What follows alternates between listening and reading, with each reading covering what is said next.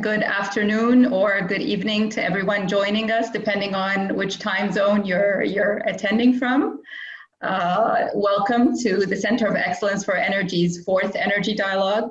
Although this is our fourth dialogue, this is our first online one. So we very much welcome your suggestions or ideas on how you think we can improve future sessions. We would be happy to listen. Briefly, I'd like to introduce myself. My name is Dina Kafafi. I am the MIT Chief of Party for the Center of Excellence for Energy project, implemented by the Massachusetts Institute of Technology and funded by the United States Agency for International Development. This is a 5-year award, and it's in collaboration with the Egyptian Ministry of Higher Education and Scientific Research, as well as our 3 Egyptian partner universities, Ain Shams, Aswan, and Mansoura.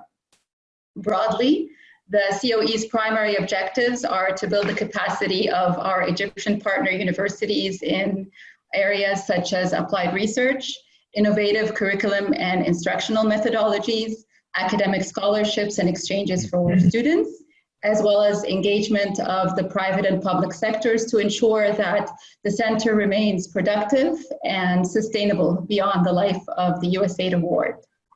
The COE-Energy principal investigators are Professor Ahmed Ghunim and Professor Daniel Fry. I would also like to welcome our presenters for today, Professor Hani al-Nourashi, member of the President's Advisory Council of Egypt's Scientists and Experts, and Professor Luis Crespo, President of the European Solar Thermal Electricity Association. Today's dialogue chair is Professor Mohi Mansour, our COE-Energy Technical Advisor, and the moderator for today's session is Professor Ahmed Hamid, head of the Mansoura University Mechanical Power Engineering Department. Just before we move forward, I would like to remind everyone today that part 2 of today's session will be held on July 6th. So please do mark your calendars because we would very much like to have you join us. At this time, allow me to introduce our COE-Energy Principal Investigator.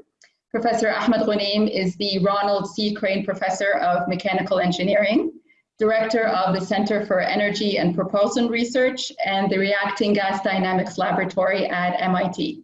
Good afternoon, Professor Ahmed. Good afternoon, Dina. Good afternoon, everyone, or good early evening. I think it's probably early evening in Egypt. So I'd like to welcome you all to our 4th Energy Policy Dialogue. We've had already 3 of those. Some of you attended several of them. I still remember the one that we had in Aswan in late 2019, early 2020. Seems like it was ages ago, given what has happened since January, but it's still very clear and vivid in my mind how productive and instructive that dialogue was that we held in Aswan. It was also on solar energy, but on solar PV systems. And in fact, during that dialogue is when several of you came up and said that they would like to have a dialogue on CSP as a way of expanding solar technology beyond PV, both in Egypt and worldwide. So today I'm going to try to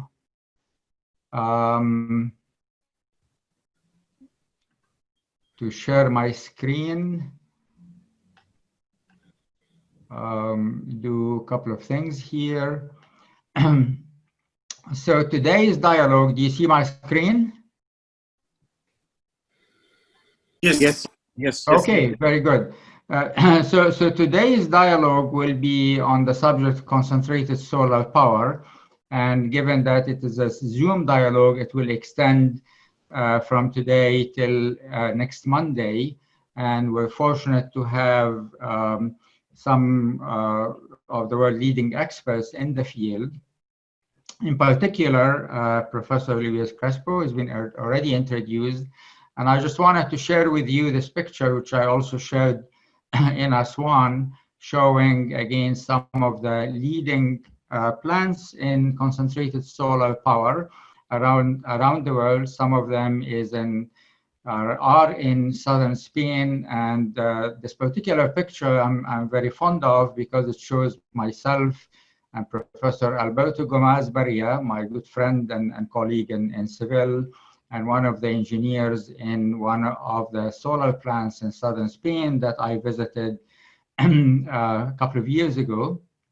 I'm also showing a couple of other plans that have been built since then that show different progress in the area. But I'm going to be talking more about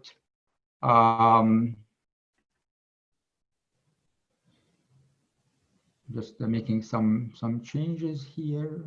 Let me see.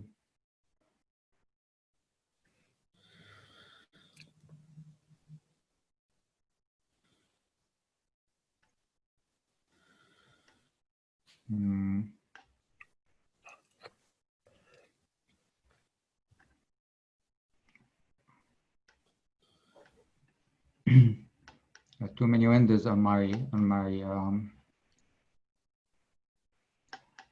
desktop, so I'm trying to make some changes quickly to make sure I get the right window.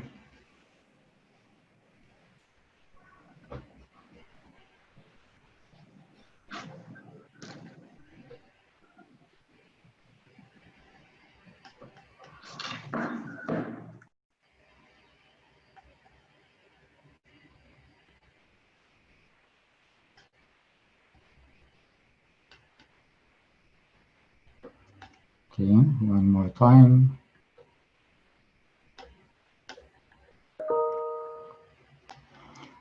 Okay, so today I'm not going to talk about any technical detail about CSP or concentrated solar energy broadly, but I'm going to talk a bit about the concept of the energy dialogue or the energy policy dialogue. One of them is what we are doing today. And I'd like to remind you that one of the major objectives of our Center of Energy is to develop a strategy by which we can impact evidence or science-based energy policy within the government of Egypt.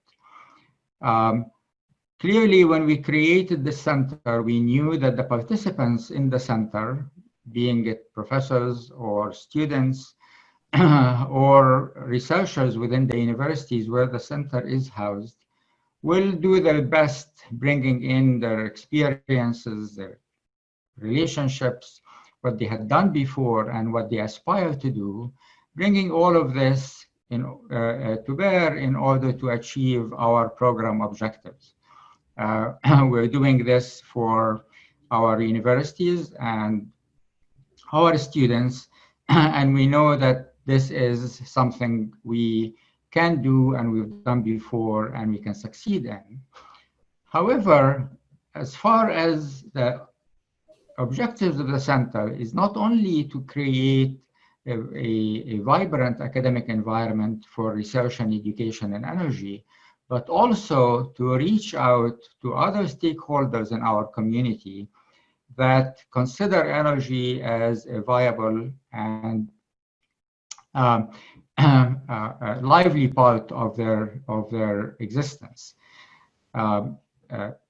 Creating energy technology by itself is not going to have the impact unless we engage those who either develop policies, consider economics, or consider implementation of the technology into the discussion from early on, so that we can get a two-way feedback interactions to learn from them as well as teach them. One way to do this is these energy policy dialogues. And although this is the fourth time, and although we talked about that before, I'd like to remind us all that what we're doing now is engaging in a public forum where several stakeholders from different avenues and organizations are gathering around the idea of how do we translate development in energy technology into policy and into economic impact. What we would like to discuss is the state of the art of the energy technology, but also potentially its current and future economic impact, challenges in implementation, and ways to make this implementation happen in a way that will have positive societal impact. And that where we see the Center of Excellence in Energy playing a role going beyond its own bound within the universities. How do we choose the energy dialogue topics? We engage in detailed discussion with different members of our governance committees. I remind you that the center has 4 governance committees, a very high-level advisory board with representatives from the cabinet, as well as public and private sector companies. There is a steering committee with also representatives from the advisory board, as well as the leadership of the universities. There's a research and policy committee, and the research and policy committee is the committee ultimately in charge of deciding on the topics of the energy dialogue. But we also have a curriculum and instructions committee that ties what we're doing in the research area with development in the curriculum and educational programs of the universities that are related to the center theme, which is energy. We engage in discussions with these folks who are constantly meeting and debating both implementation as well as strategy, and reach consensus on the topics that need to be addressed in energy policy dialogues. As I said before, the energy dialogue is not owned by the university. It's not owned by the center. It really is offered by the center in order to invite participants, both from the government at the level of policy makers, that provide us with some critical perspective from the policy implementation side on what role technologies can have. But we also have very significant participation from the private sector, as again represented in many of our committees, that provide an essential element in discussing recommendation for implementation, providing their own experience in how the implementation or whether the implementation can be successful and how it can be. In fact, we think that the participation and the role of the private sector is so important that I'd like to, again, spend a bit more time on summarizing what we agreed on with our private sector partner as their role in the success of the Center of Energy. So the participation in energy dialogue is very important and prominent, and you will hear about that as we move on today and next Monday. But in order to enable this participation at the highest possible levels,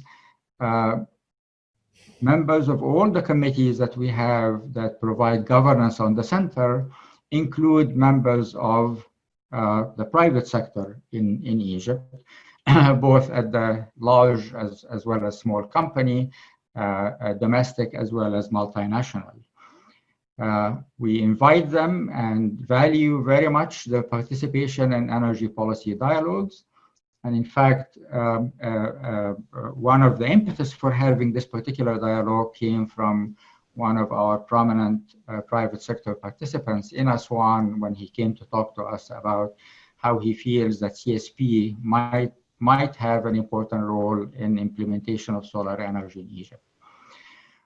We obviously rely on them to give us good problems to work on, to identify and prioritize these problems. It's always a dialogue on what problems should be addressed first and what problems the university participation in terms of performing applied research would be most impactful. So while it's the dialogue, we rely very much on their feedback from the very beginning on how to determine what the applied research agenda should be. There is a subcommittee that is constantly discussing the applied research agenda of the center, and this subcommittee has significant representation from and potentially expanded representation from the private sector. Clearly, we also rely on them to tell us how the curriculum revision can be most impactful in industry, what sort of skill sets they expect from our students, and how to revise our curriculum to impart these skills on the students. Both sides, both us as well as the private sector, are constantly in dialogue on how to provide the students with more training during their education in the form of internship. Certainly, I have had the experience of sending my students to work in industry and engineering organization in the US, and they benefit greatly, and I get the same feedback from where they go. Finally, and not the least, is we are working with the private sector, not just to solve today's problems, but to set up an infrastructure where the center can continue beyond its 5-year lifetime to work with them, potentially supported by funding that comes from them directly, to work on more focused problems, again framed by discussion between the faculty and the private sector. So in terms of long-term sustainability of the center, we think that the private sector role is very important. I will finish, but by just again reminding you of our vision of the Center of Energy, or the Center of Excellence in Energy, which is the focus of our effort, as a collaborative effort between MIT, the public and private sector in Egypt, and the Ministry of Higher Education and the government in providing Ain Shams, Mansoura, and Aswan, and potentially even other public universities as we expand and grow, enable them with the capacity to work on important problems of economic and industrial challenges in the country, in providing a platform for commercialization of some of the research ideas that grow in our center, on providing the educational platforms for students to be prepared to work in the private sector companies related to energy, and clearly to contribute to policy reform and economic growth of the country. So with that, hopefully, again, as a reminder of why we're doing the energy dialogue and what we expect from it, I'd like to stop and hand it back to Ms. Dina Kafafi and Professor Mohli Mansour. Thank you, Professor Ahmed. Okay. Thank you very much, Professor Ahmed Ghanim, for this very nice brief introduction to the center and our activity. Now I would like just to move and and share the agenda for today.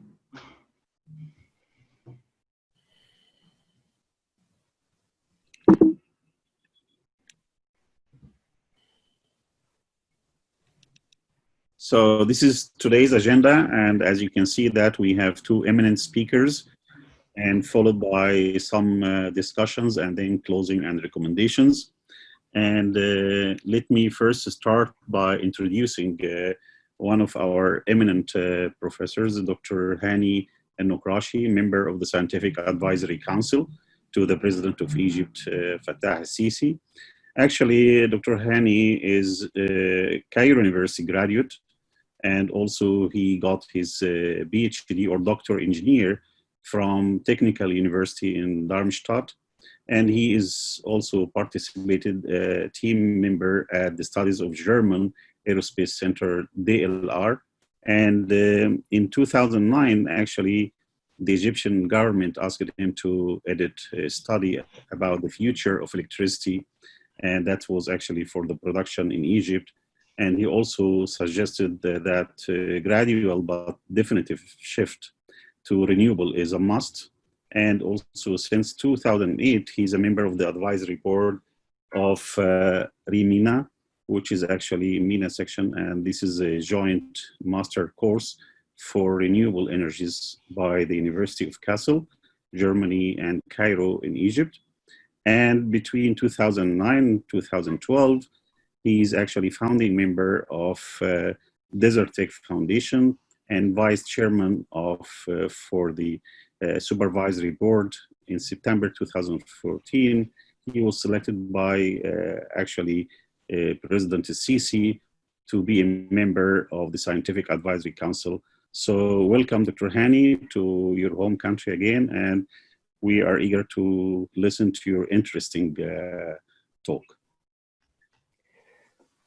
And by the way, I'm sorry, Dr. Hani, before you move on, let me just put some small instructions for the participants that actually you can ask through the Q&A below, and we will collect all of these questions at the end of the presentations. And through the 1 hour discussion, we will actually give these questions to the speakers, then the answer within 20 minutes. The rest of the time will be open discussion between the participants and the panelists. And the dialogue will end actually by concluding remarks and recommendations. So please, if you have any questions, please write down in the Q&A, and we are collecting that, and then we share this with the invited speakers. Second presentation, and this will be given by Professor Luis Crespo, President of the European Solar Thermal Electricity Association.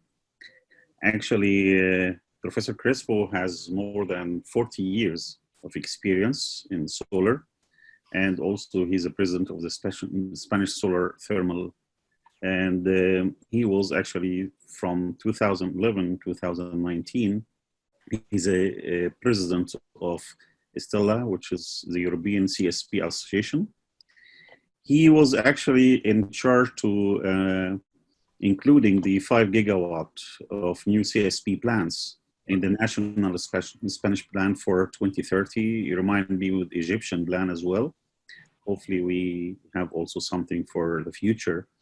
His background and experience is primarily in the area of solar thermal electricity. He also expertise in managing venture capital organizations. Also his professional commitments to that. In addition, he was a professor of macroeconomics and business, combining actually business and macroeconomics to some practical engineering is a very interesting topic. Administration at the Polytechnic University of Madrid. He coordinated currently international master courses on renewable energy. I'm really glad that he accepted our invitation. He was very keen actually to participate. Thank you very much for accepting our invitation, and the floor is yours. Thank you. Thank you, Mohi.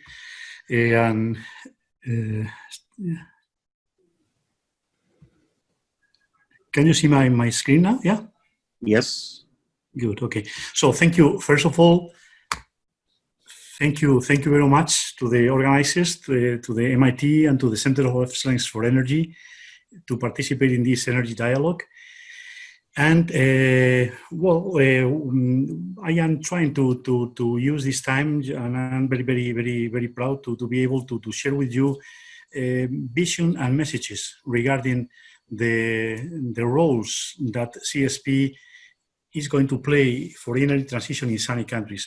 I put on purpose this S on role, so I think in the agenda appears only the essential role of CSP, but now I think it's more important, and the main message is that we can have two distinct functionalities of our plants that may be of an incredible high value for the future energy mixes in the energy fleets in the sunny countries, and this is what I would like to explain right now. So what you can see right now, perhaps behind my screen, is this the current a picture of the most common plants that we have already deployed in Spain. We have deployed in Spain 50 plants. Only few of them are towers. Some of them are Fresnel, and most of them are parabolic troughs. And this is a typical parabolic trough 50 megawatt plant with thermal storage.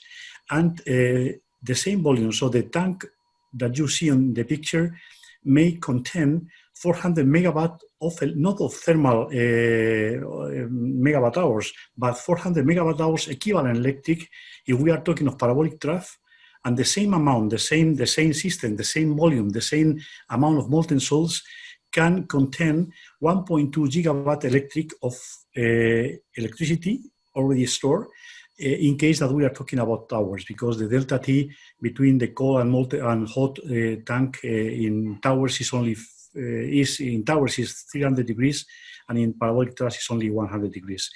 So the first question, just to make everybody reflecting on that, is: can you guess how much will cost a battery system with the same capacity that this already existing installation in terms of energy and power? And the answer is about $200 million. So that is very, very, very, very high price.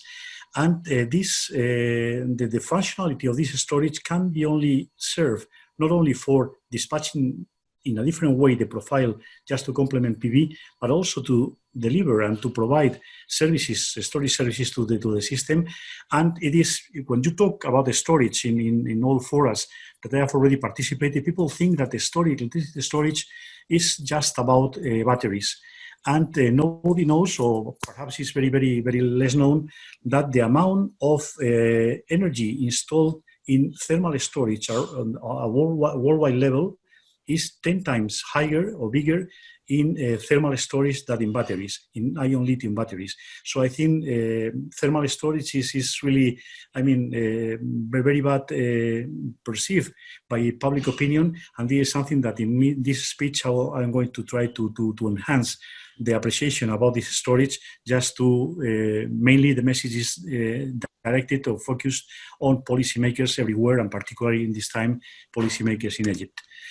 So the final conclusion will be that by installing one CSP power plant, you will buy one, but you will get one free. The free is the storage installation that can be used in a rather independent way to provide additional services to the system, and this will enhance the appreciation of CSP plants in the plans of every country in the Sun Belt for the energy transition they are now experimenting. Let me just start being a little bit philosophic and describe a school of thought regarding the missing piece for energy transition. I think that most of the new capacity, if not all, will be renewable worldwide sooner than later, and conventional power plants will be progressively decommissioned. That's perhaps many of you will think that this is because the environmental pressure just to get rid of the CO2 or the emissions. But I would like to quote here the President Clinton when he answered one question answering, is the economy stupid? So the economy is what is making right now that all the new capacity world level will be mainly renewable, and at the same time the pressure of getting rid of the emissions of CO2 emission is going to reinforce that. But unfortunately what drives the economy at world level is the money, and now there is no objections, there is no barriers to say that renewables are going to be deployed because they are simply cheaper than other kinds of technologies. But the question is, okay, wind and PV are very, very cheap. CSP is getting cheaper and cheaper, as the studies of ARENA has already demonstrated and published. but which is the missing piece to satisfy the demand with non-dispatchable renewables. Non-dispatchable renewables are going to be, in terms of power, not in terms of energy, but in terms of power, are going to be the dominant elements in the fleets in the sunny countries at world level. But the question is, which is the missing piece? And there are three schools of thoughts regarding this missing piece. There are people that say, okay, hey, come on, gas is not that bad. Gas turbine combined cycles emissions are much lower than from coal plants. So let's wind and PV growing as much as they can. Gas will be indefinitely help. And at that time, gas people is trying to painting green or making the greenwashing of gas, telling that, okay, rely on gas and let us just believe or let us have confidence on us because we are going to have green gas by 2040 or by 2050.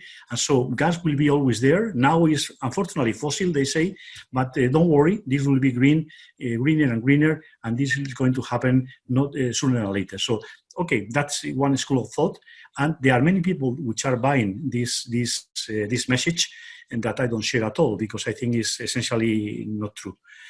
The second school of thought is people that say, don't worry for future curtailments regarding wind and PV. Let's then grow without limits. Batteries will be very cheap in the future. They say that the same the same learning curve that PV panels suffered or experimented is going to be the same than with batteries, which is essentially false as well. And but they say that batteries will be very cheap in the future and they will accommodate all surpluses that may be the case in the future. So I think I say that people that think in that way, they are believers. And I'm going to elaborate a little bit more regarding what we can expect and what we can expect from batteries in the future. And the third one is, okay, planning a balanced fleet with dispatchable and non-dispatchable renewables, as already Haniel Nokrashi has already shown in one of the last slides, telling that, okay, PV and CSP can work together very well. I think because PV is going to be deployed much faster than CSP, I don't think that we have to integrate in the same, in the single station, single business plans, both type of installations. I think this hybridization or combination is going to be done at system level simply because PV is going to be faster than CSP. But at a given moment, CSP is going to be necessary, and this was I will try to demonstrate to all of you. So my personal choice is that a balanced fleet with dispatchable and non-dispatchable renewables is the best choice, and the need of fossil backup will be reduced, curtailments will be lower, and there will be little need for storage in the grid. So because the storage is already built in the dispatchable plants, and so as I will demonstrate to you, you can make use of this storage not simply just to dispatch whenever CSP is requested, but also to deliver additional services to the system at a very, very, very low cost, much lower, by far much lower than batteries in the coming years. So, and altogether, this will be the best economic choice at system level. And I have some studies that will support these statements that I am making right now. So, which is my opinion? I spoke in the first slide, I say of essential roles with S, plural, of CSP. I'm going to talk about the first one. And the primary role of CSP is going to be basically just to answer to this question. Okay, wind is volatile, as is obvious, but okay, they provide, in average, they provide a more or less flat curve that, as Hani has already described, we can expect from wind more than 30% or maximum 40%, but having a lot of power installed and in the best places, which are not always the case. But the main problem appears with PV. PV is going to be the cheapest option for green kilowatt hours, no doubt about that. But the question is that the PV only operates when the sun shines. And so the big question is which technology could fill these gaps every day after sunset, which technology is going to be to soft a little bit the famous duck curve that people in California are starting to show everywhere, advising us that this is going to happen if we installed a lot of gigawatts of PV in a given country every day at the late afternoon hours. In a couple of hours, they will pass from nominal power to zero.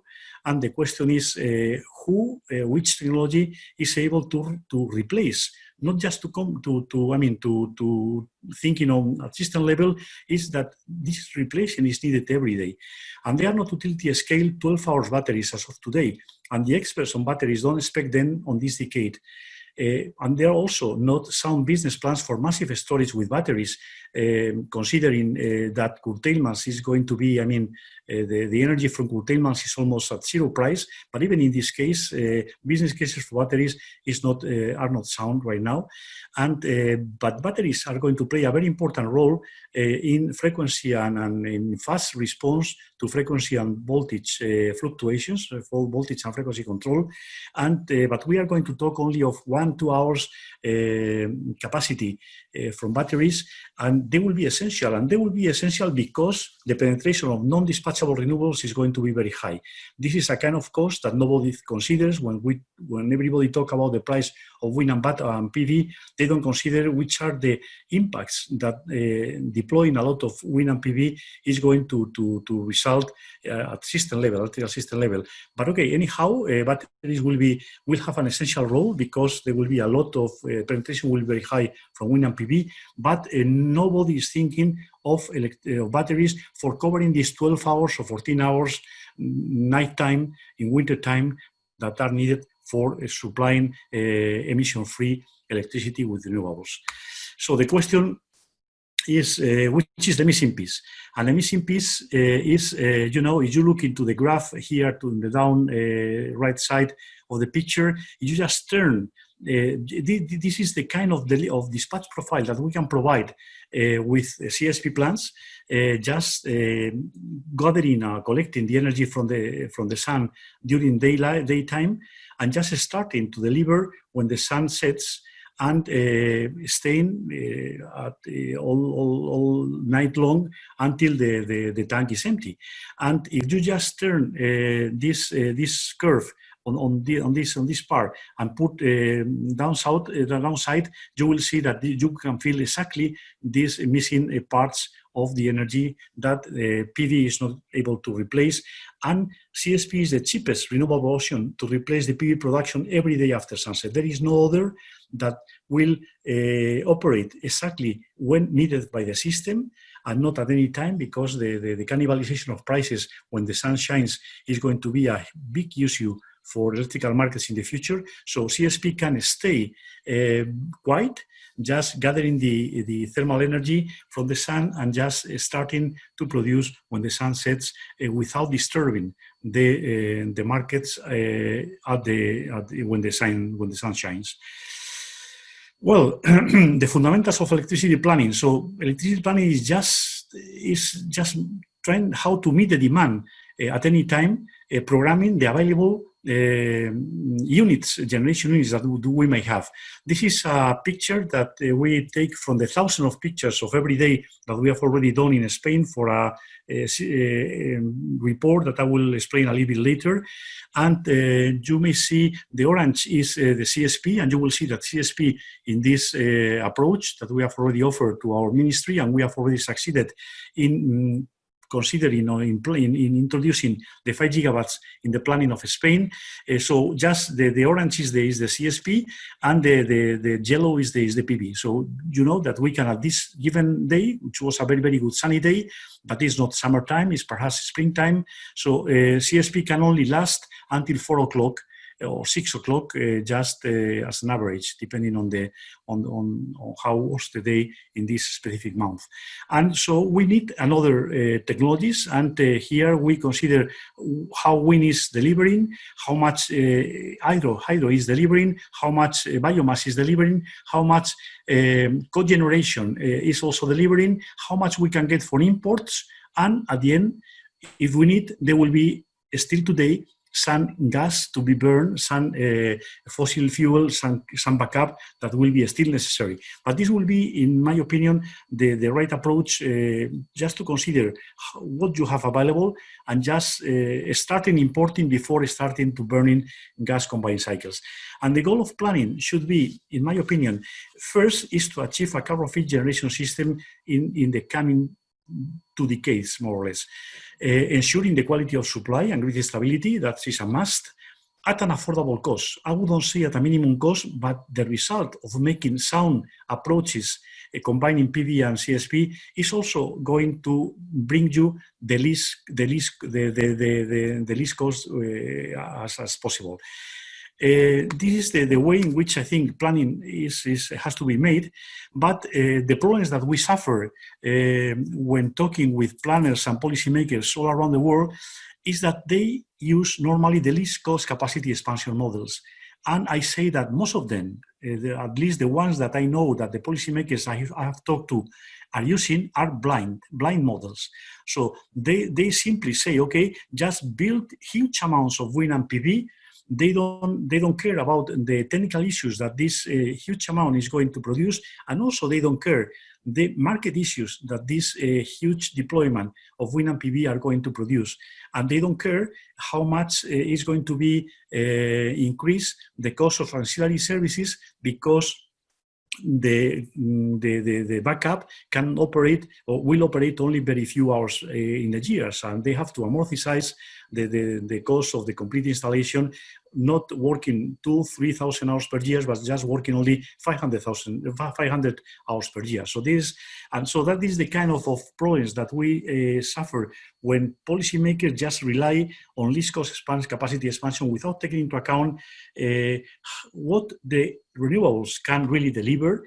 And in my opinion, a policymaker should understand first which are the essentials of the different kind of technologies or renewable technologies, and then to plan accordingly with a much more common sense approach rather than rely on these blind least cost capacity expansion models. So this is what we did in Protermosolar in Spain, and this was the basis how we convinced our ministry just that they were using also these least cost capacity expansion models.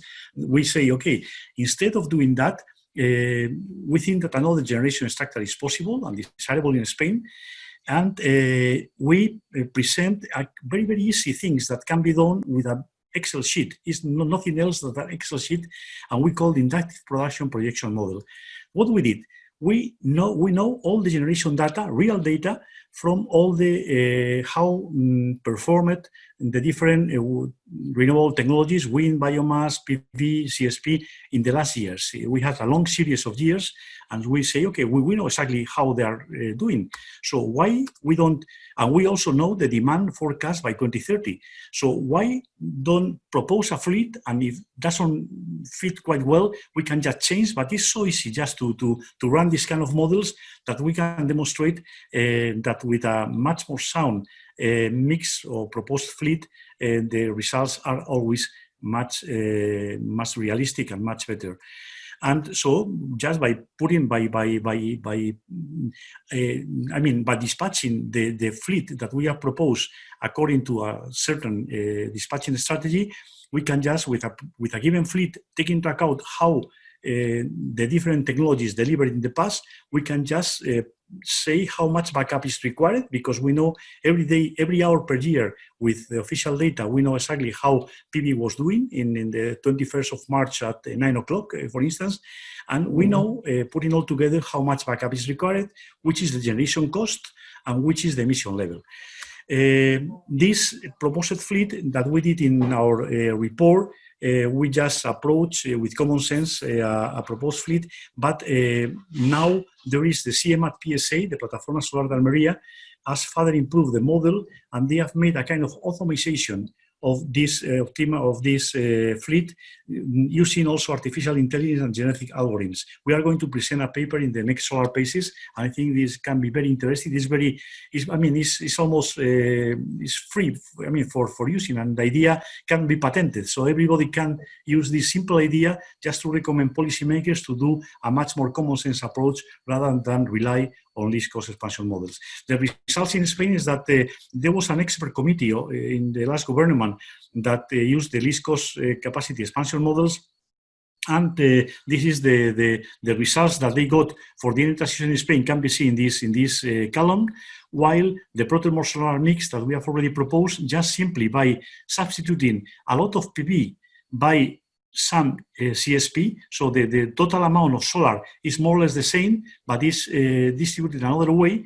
So we just get much less emission, we get much less curtailments. They need still to keep alive the nuclear and gas fleet, and 100% of gas fleet. And we simply ask, can this approach be called a true energy transition? While with our approach, we say that we can just rely on this mix that we have already proposed without coal, without nuclear, and with much less gas support, and fulfilling the EU objectives. That was not the case with this approach. So I think this has been recognized. Nobody denied this method because it's common sense and it's simply multiplying and projecting what happened in the past what can happen in the future. It is true that system operators get a little bit, worried because they say, okay, not all the years are the same. What can happen if? Okay, and we can say, okay, just keep some more fossil backup gas combined cycles just in case that this will happen. But taking into account 10 years of data in Spain, we demonstrate that with the approach that we have already taken, a much cheaper approach and a much less contaminating mix or fleet may be proposed. Just let me pass very, very quickly about the experience that we had in Spain. Our fleet consists of 49 operating, was 50 at the beginning, but was a very small Fresnel unit that didn't operate in commercial basis. So now we are talking of 49 plants. The breakdown of the plants is mainly parabolic troughs, some without storage, some with storage. There are 2 towers with steam, 1 tower with molten salt, and there are 1 Fresnel and 1 hybrid with biomass. This was the production in Spain while the plants have been constructing, but since 2014 all the plants has been constructed, and you see that like a Swiss clock, all the plants in Spain provides more than 5 terawatt-hours per year in a very reliable way. So we are very proud of this behavior. And there are some historic records in Spain. At a given moment, we also provide from CSP 10% of the total demand of Spain. During summertime, 80% is often achieved in many months, at many times. And also several plants, although they have not been provided with more than 7 hours of storage, just by running during the night at 75% of capacity, they can just run, and many of them run for more than 3 weeks in a non-stop 24/7 mode. For sure, protothermal Gema Solar, which is the largest plant, the largest storage plant in Spain, they have a record of 40 days running in a 24/7 operational mode at nominal power. Those are some examples. In the left-hand side of the picture, you will see the Solucar facility with 3 plants, parabolic troughs, and 2 towers, which has been visited by Professor Ahmed Gonien. He showed a picture. In the center, you will see Gema Solar, which has been visited by Professor Hani Nokrashi. And on the left-hand side, you will see on the top the Andasol 1, 2, and 3 near the tallest mountain in Spain, in the Granada province. And also on the left down, you will see the Fresnel, the 30 megawatt Fresnel plant, and also on the left, on the right down, you may see the hybrid biomass parabolic trough plant in Catalonia, in the north of Spain. So. But okay, I have already elaborated a little bit on the primary role. The primary role will be just to replace PV production every day after sunset, and just delivering electricity during nighttime, because during daytime PV is much cheaper. So that is a fact, and we can't do anything about that. But I would like to elaborate a little bit more to make you understanding the second and very valuable role of thermal storage of CSP plants. I'm going to elaborate a little bit on the strategic reserve. So the main, I thought I use a kind of lateral thinking when I say what we can do with the storage when the storage is empty. So how we can get the most when you have the less.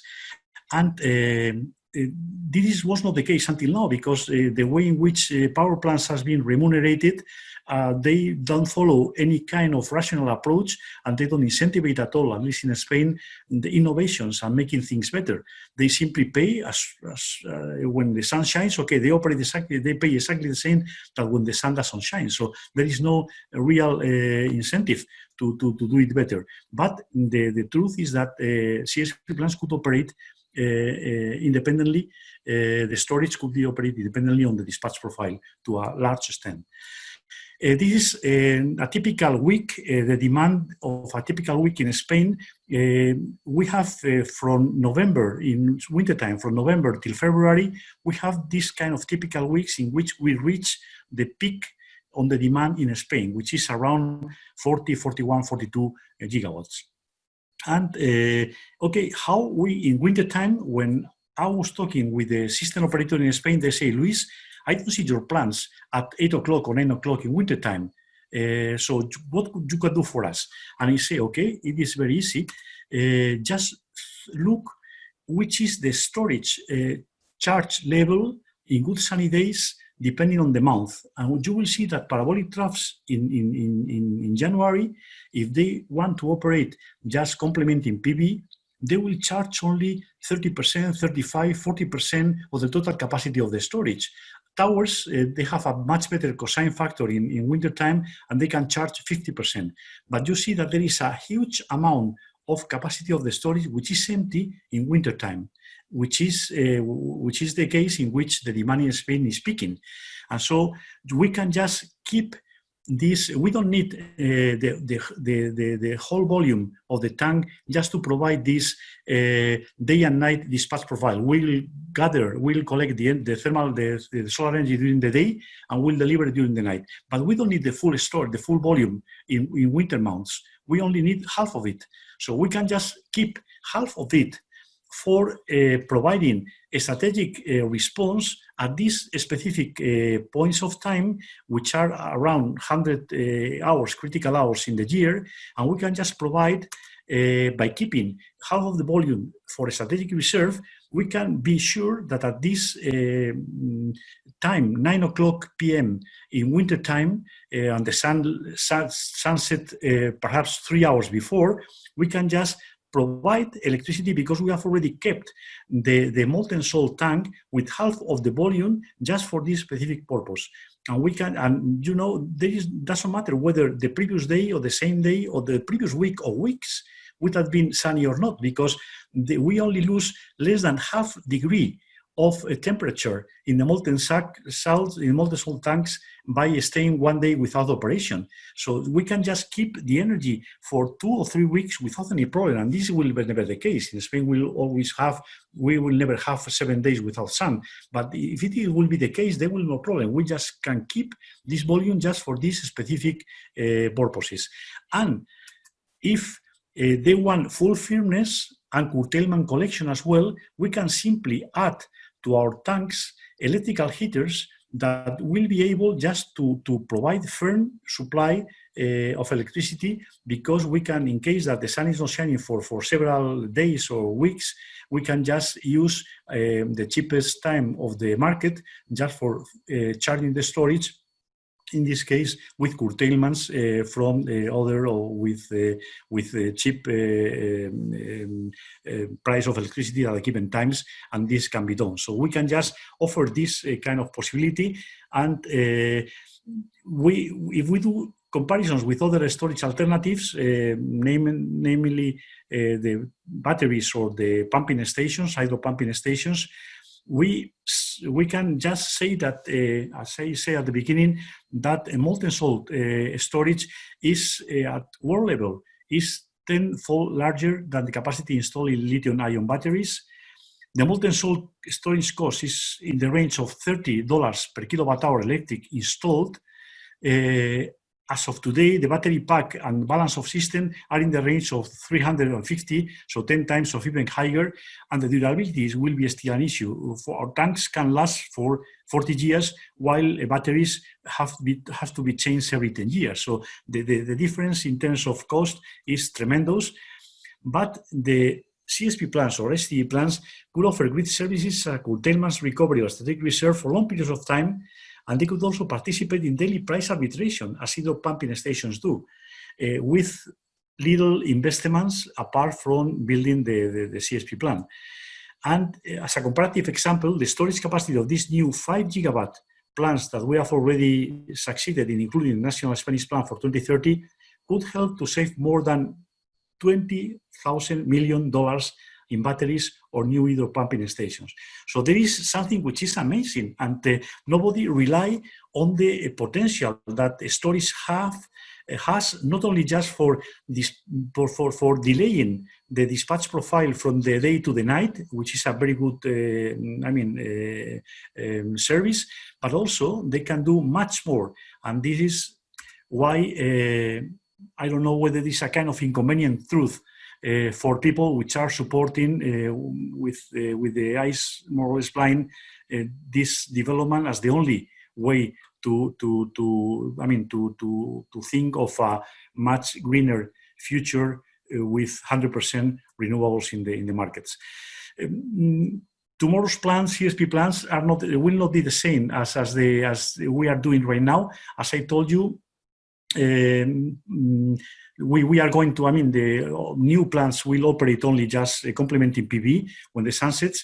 And right now, when we build the Spanish plants, the cost of electricity was in the range of $300 per megawatt hour. But as of today, this price is in the range of 70, which is still double than PV. But, there is nobody than us able to produce electricity so cheap at nighttime, and this is going to be the case in the future because our costs are going to be reduced. One, a CSP plant is built, is thermal storage can offer a wide range of services to the electrical system at much lower cost than batteries or pumping station. And also very important, which I don't know why, well, I know why, but this was never the case, that all the internal consumption of CSP plants should be supplied by own PV installations. So this, I wouldn't call it hybridization, I simply call auto-consumption. And there is no reason why in the past all this internal consumption of CSP plants should be produced by CSP turbines instead of just by putting a PV installation aside that will reduce around 3-5% the cost of electricity and will also allow for delivering 5% more electricity, synchronous electricity to the grid based on the turbine of the CSP plant. Now a question that everybody is also, confusing a lot the people is whether PV is a real threat for solar thermal electricity. My answer, as you may imagine, is not at all. They will complement each other in the future. I don't expect that we realize our new, function in the renewable world. Not, more or less recently, but as soon as we have already discovered which is our role to play, I think there will not be a threat in the future. This will be never a threat for system backup after sunset. The cost is uncomparable. Decoupling PV production and delivery with batteries is not competitive, and extending the production of PV just by putting batteries is not a good idea, because you are going to pay during the day much higher price for this PV installation with batteries that will extend a couple of hours the production for no reason at all. So why don't use, the sun shines, simply PV plants without batteries, and you just rely on something that is going to solve your needs after sunsets, which is as is the CSP plants. And also, many people thought in the future, I think this is a recent worry. If PV panels are so cheap, why don't we why we don't produce steam with, or why we don't heat the molten salt with PV panels plus electrical heaters?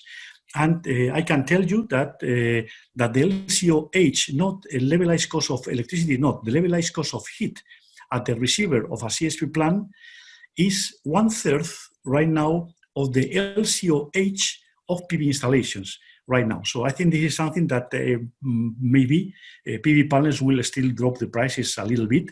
I think they are more or less in a asymptotic situation, but we also think that we can reduce the cost in our sites, and this 1/3, 1/3 ratio, I think this can maintain, and I think don't worry, because for heat supply, for big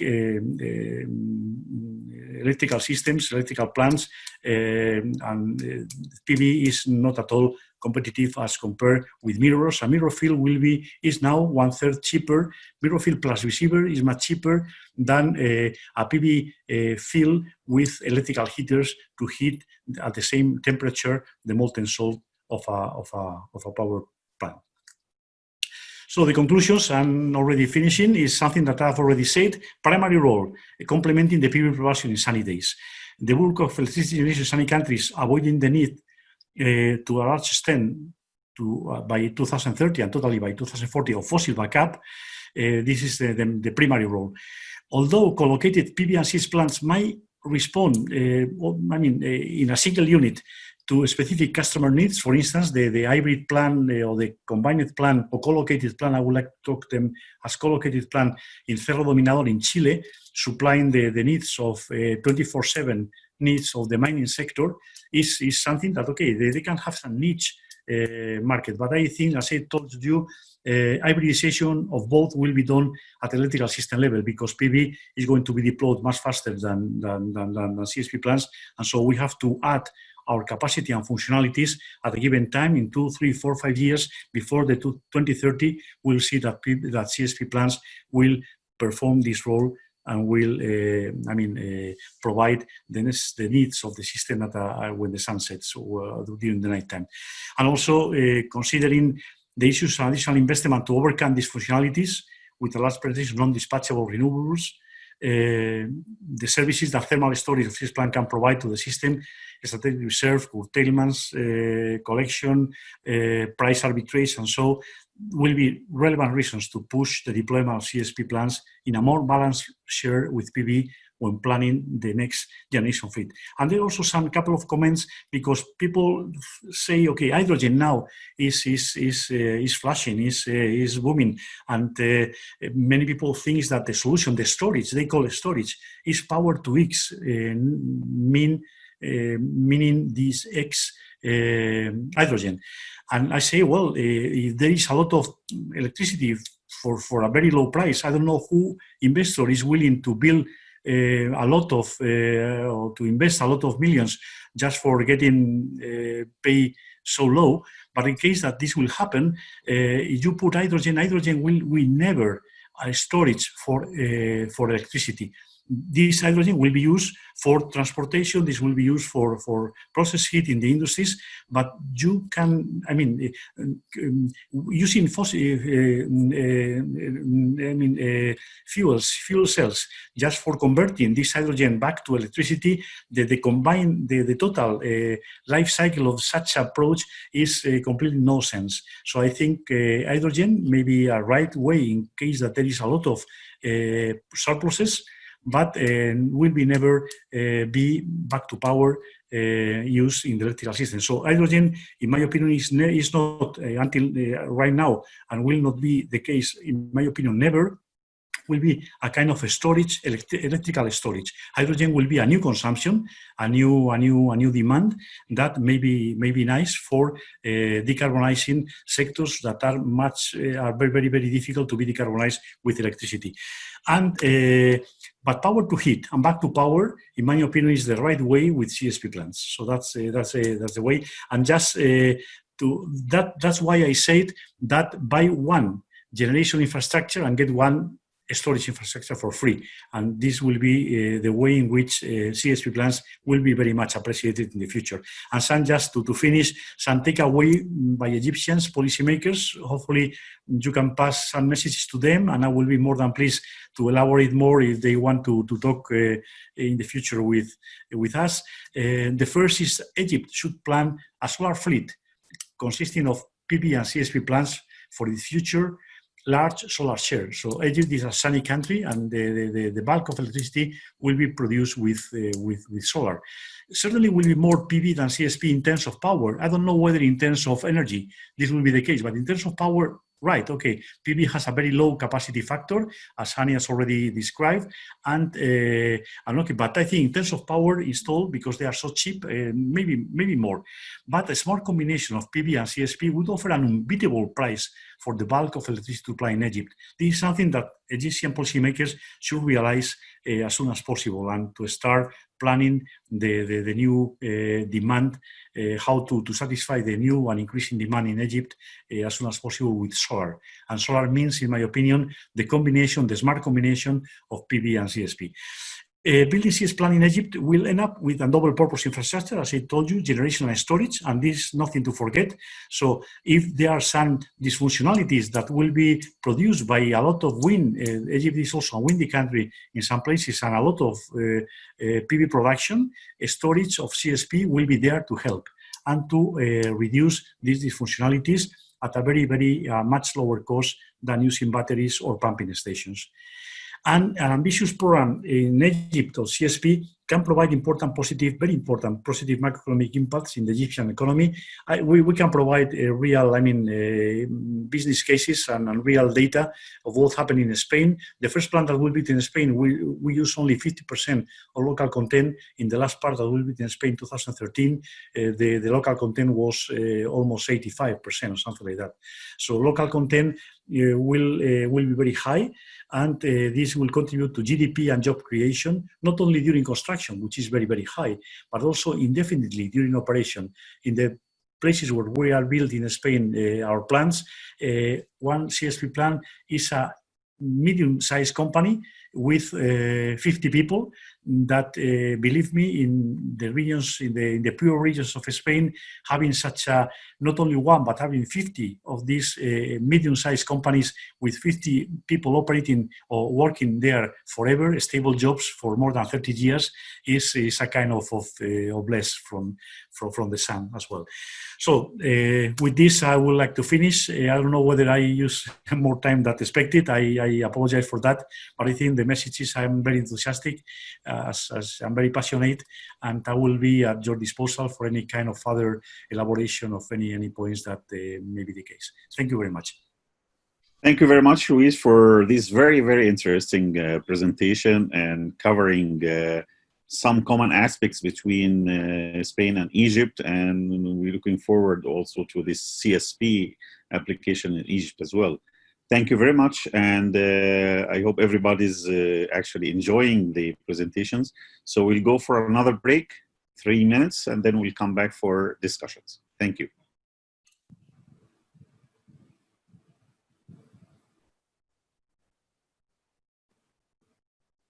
Okay, welcome back again, and now it's discussion time.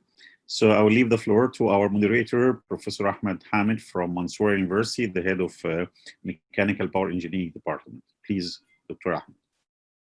Thank you, Dr. Muhi. Good evening, good afternoon, everybody.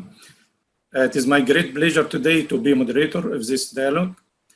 And we are going to select some of the questions, and I have the information about the at whom this question is issued, but to who is question to be directed, we will give the opportunities for all the speaker or panelists to speak to answer the questions.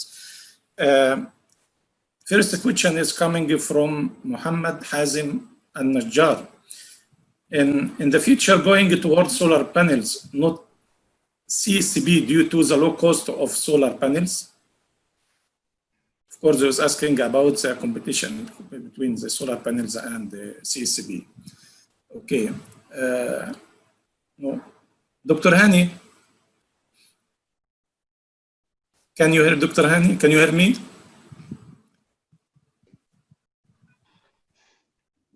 Please, yes. Now you can hear me. Okay. Okay. What was the question, please? Okay, I will repeat the question again. The question is the future going towards solar panels, not CSP, due to the low cost of solar panels? Well, the cost is not the only feature for electricity. It is the reliability too. And as Luis has explained previously, and I also sketched it in my presentation, PV and CSP can be combined and can be complementing one another, not in competition to one another, but in complementation. And this is the best combination to have security of supply and also a reasonable price. Okay. Another question from Khalid Mohammed. He says, as researcher, I think we need a way to share laboratory technical information and CSCP simulator for design and testing, which are not available most of the Egyptian universities. And he sent us greeting from Sohag University. I think Dr. Ahmed Ghanem can answer this question as an IB of the project. There are actually free simulators, not necessarily for CSP in particular, but including CSP, are available from places like the National Renewable Energy Lab here in the US. So if you log on the website of the National Renewable Energy Lab, you will find software that's available for free that you can use to do some design and some costing for renewable energy systems, including CSP. As far as more complex and more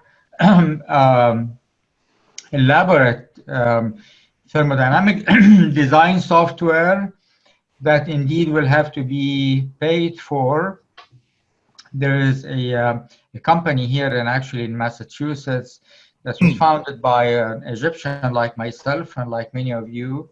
His name is Maher Al-Masri, and that company produced very good software that's used extensively for power plant design, including renewable power plant, including CSP plant. It's called Thermoflex, and it comes in different forms. But that indeed will have to be paid for. If there is enough demand and enough use for it, we can consider looking for a license. I actually believe that even that software for use in educational environment can be used sort of reduce the capacity version of it for educational environment. It may be possible to use it for free as well, called Thermoflex. Louise? Yeah, if I may complement a little bit on that, I can say that if Egypt define and establish a CSP plan for the next 10 years or so with a given trend for installing plants, I can tell you that all these plants will be, auctioned in an international competitive basis. I am 100% sure that in a natural way, naturally, as happening in Spain, all these design approaches, models, and experiences will be transferred very naturally to not only, there will be a lot of joint ventures, a lot of collaboration between Egyptian companies and international companies, and also research centers may profit a lot for this development, and they will also participate naturally. So that perhaps, okay, you can impose, when you auction a plant, you may impose the need of this kind of local content of technological transfer, but believe me that this will be the case. So the companies want to have local operators, and all this know-how, which is some part relies on research centers, some part relies also on private companies. This will be transferred in a very natural way to Egyptian researchers and Egyptian companies. Thank you, Professor Loomis. Okay. Another question, this question is repeatedly coming from many persons. This may be the answer coming from Dina this time. Can you send us the presentation, please, Dina? Dina, do you hear me? Okay. This will be actually available to the participants afterwards. Okay. Again, the question to Dr. Ahmed Ghunaim. What do you think about the future of hybrid PV CSP in Egypt? This question is coming from Dr. Muhammad Awad. Hybrid PV CSP? Yes. I think the question was addressed to some extent by Professor Crespo. You may want to follow up on it. Yeah, no problem. Yeah, you know, this hybridization of co-location, of combination of installations can be done within a single fence. So you can just build one PV plant just aside one CSP plant, and you can have a single business unit, and you can sell electricity no matter whether it's coming during the day from PV or from CSP. But in my opinion, what is going to happen is that PV is going to be deployed much faster than CSP, and then what the Egyptian system will need is reliable solar energy during the night, and this can be only done with CSP. So my opinion is that this combination or mixing or hybridization will be done at system level at a given point of time.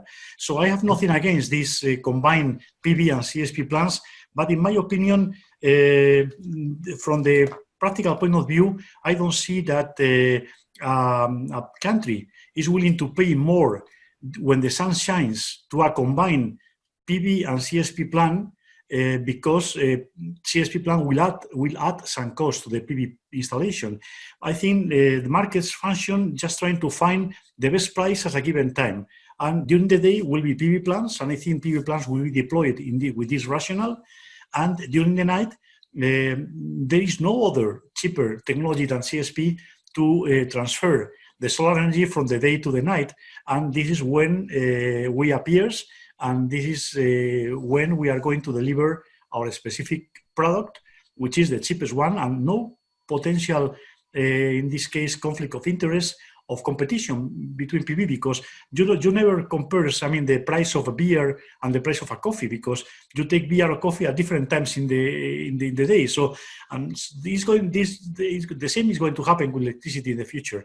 The main, point is that policymakers and politicians in sunny countries should have clear that the future in sunny countries will be solar, mainly solar, much more than wind, maybe solar.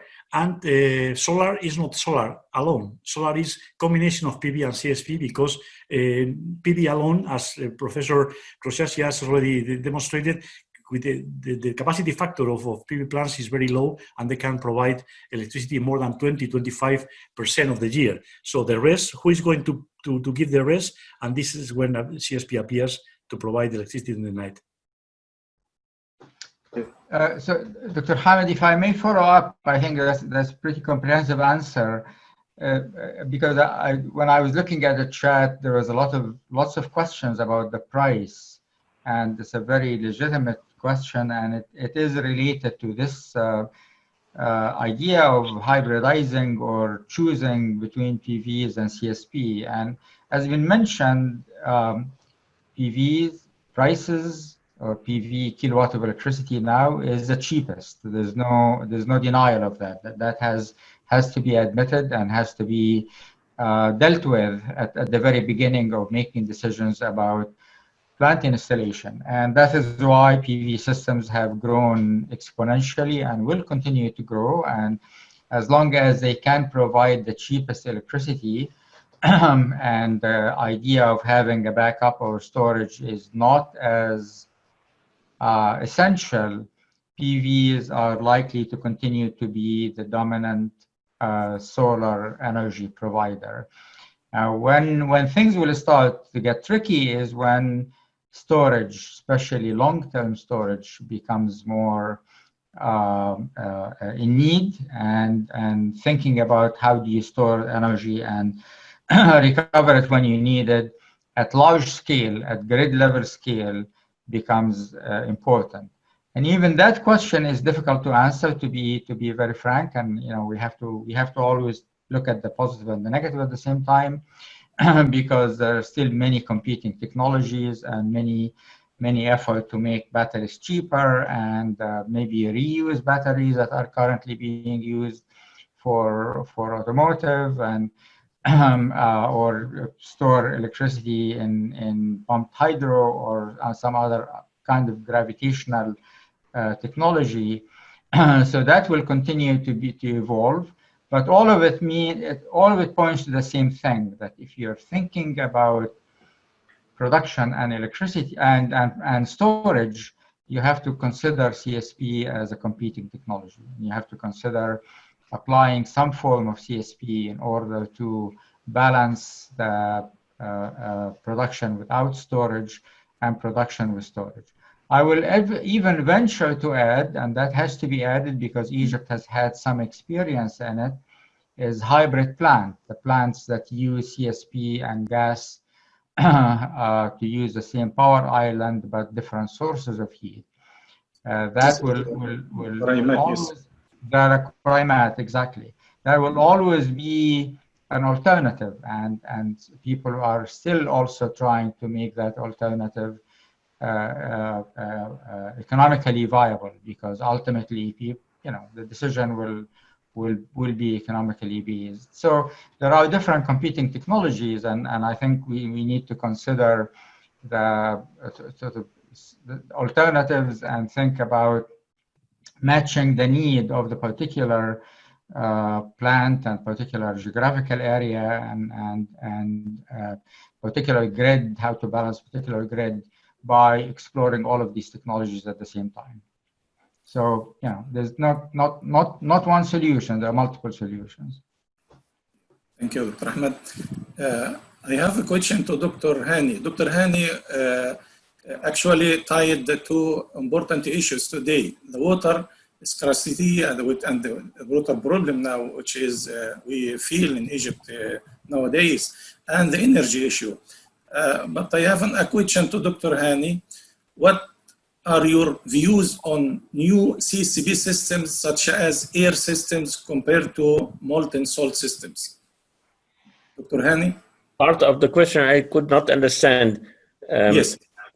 As compared to molten salt system, what was the first part? The air systems. He asked about the air system compared to molten salt systems. I did not understand it. What is the first part of the question? It was a tower, the experimental tower that's creating actually power. You presented this tower for flowing air into the... the solar chimney, Dr. Nakrashi. The solar chimney, I think that's what they're referring to. It is referring to the solar chimney. Yes, yes. I think so. The solar chimney consists of mainly a roof of transparent material, either plastic foil or glass, and this roof has a certain slope to the center. So the air is coming from the periphery, from the outside, and is flowing to the center. And in the center starts the chimney, about 1,000 meters high. And there are air turbines installed there, so that when the air passes through these air turbines, they spin and produce electricity by generator. They drive a generator. At the same time, it is possible to put bags filled with water on the floor.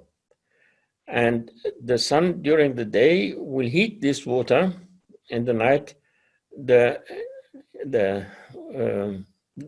hot water will radiate some heat to the environment and then keep the flow of air flowing from outside the periphery of this area to the center and then to the chimney upwards. This system was calculated by some companies, and they say they can make 100 megawatt from one facility of about 5 kilometer diameter and 1,000 meter height. And therefore, they need a very big space to do all that. The space is available in North African deserts, but it was not applied till now. Thank you, but maybe I understand this question from another point of view, because the question is the point of view on new CSP systems such as air systems. I think he means the systems which may use ceramic for storage and then use air for extracting heat. So he said that new CSP systems. I know the chimney, solar chimney, and these other systems, but maybe he means that the systems which use ceramic for storage, Dr. Hani. Ceramic, well, the method for storage, which was applied very successfully till now, is the method which was made in Gema Solar and other CSP power plants in Spain. It is the storage in molten salts. If you need a temperature higher than 600 degrees centigrade, then you have to use ceramics. And some German researchers used also stones from the desert, gravel, to store the heat. But the method which has the most success is molten salt. If I may I Yes. complement a little bit? Yeah. Well, the main thing, so there, the sun has one very interesting feature, which is that you may heat everything that you want with the sun, and as soon as something is heated, you can produce electricity out of it. So, but the question is whether this could be commercial or not. And systems that use air in the receiver instead of molten salt are, by definition, is very difficult to scale up. And by definition, it's very difficult to store the same amount of energy in air, which is a very poor media for heat capacity, and if you compare with molten salt. If you are thinking of using pressurized air instead of atmospheric air, the situation perhaps in terms of heat transfer properties can be improved, but the technical problems that you may have if you think of 100 megawatt plant using ceramic receivers, how to deal with this hot air at high pressure. High pressure means 10 bars, not more than that, but even 10 bars is going to be very, very difficult. So, I mean, it's, in my opinion, for when you think of potential possibilities for new CSP plants in the future, now the molten salt is perhaps the most common approach, but any other approach that you may consider should fulfill two conditions. Be scalable, to be built, because at laboratory level, everything is possible. But the question is, can you build a 100 megawatt power plant with this concept? Yes or no? And can you decouple the collection of energy with the delivery of energy? If you are not able to do that, you are died, because PV is cheaper than you. So the only way that you have to be competitive with CSP is being able to collect during the day and to deliver during the night. All systems that will be scalable up to 100 megawatt and will be able to decouple energy collection from energy delivery may have a chance. And in my opinion, ceramic receivers don't have these two possibilities. And Dr. Ahmed, try to sorry. say one thing more. The medium must be safe. So it shall not be toxic or explosive or radioactive, for example. Dr. Ahmed, maybe just to remind you that we need to have some discussion with the audience. And I think the time is running, and maybe you can continue the questions and we can send it to the Professor Louise and Dr. Hani later to send the reply, and then we can maybe start now some discussion. We have the panelists now, Dr. Ahmed Ghunaim, Dr. Hani, Dr. Louise, myself, and Dr. Ahmed Hamid. So we are ready to receive any comments, discussion regarding the topic of today's dialogue. So please, if you need to have some specific input, maybe you can raise hands through the chat, and we can allow you for a couple of minutes to make your comment. So Professor Mohi, we can begin with Professor Salama Abdelhadi. Yes, please. Dr. Salama, please. If we can please unmute Professor Salama.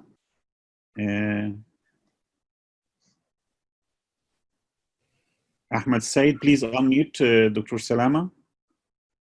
Yes, I asked him to unmute the mic. It's not from our side, it's from his side. Okay. Now he can unmute the mic. Please do.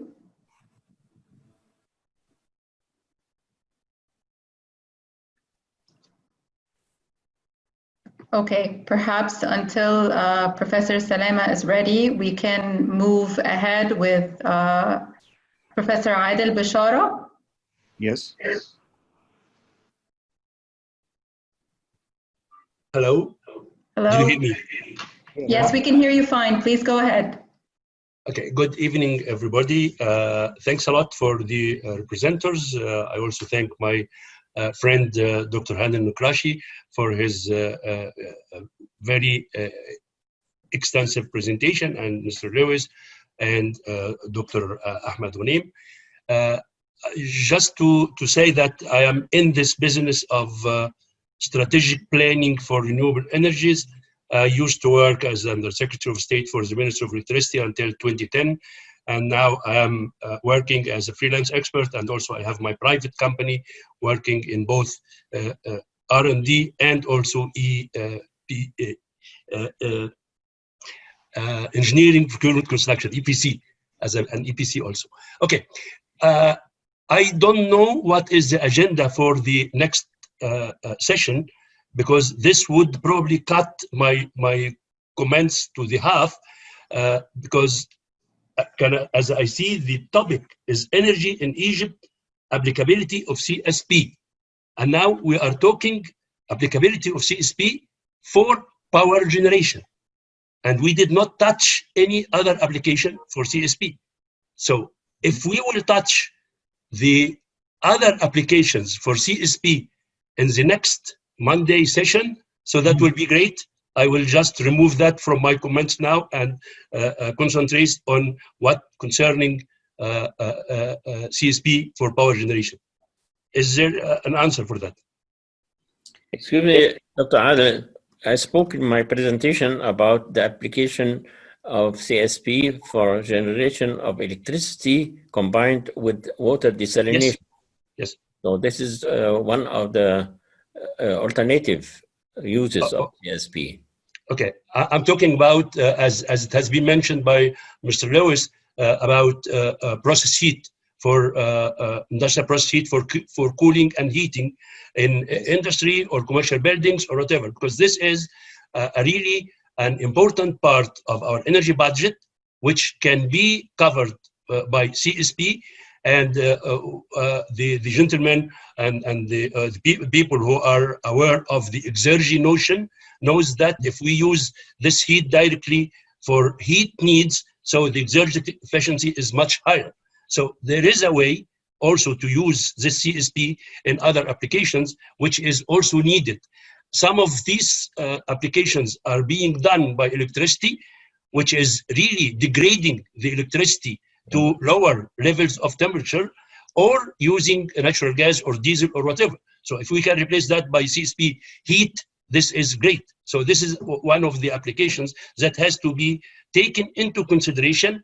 And if we are talking about the problem of economics of CSP applications or power generation compared to other ways of generating electricity, of course, the CSP will be more competitive if compared to other ways to produce heat for industrial process heat or cool.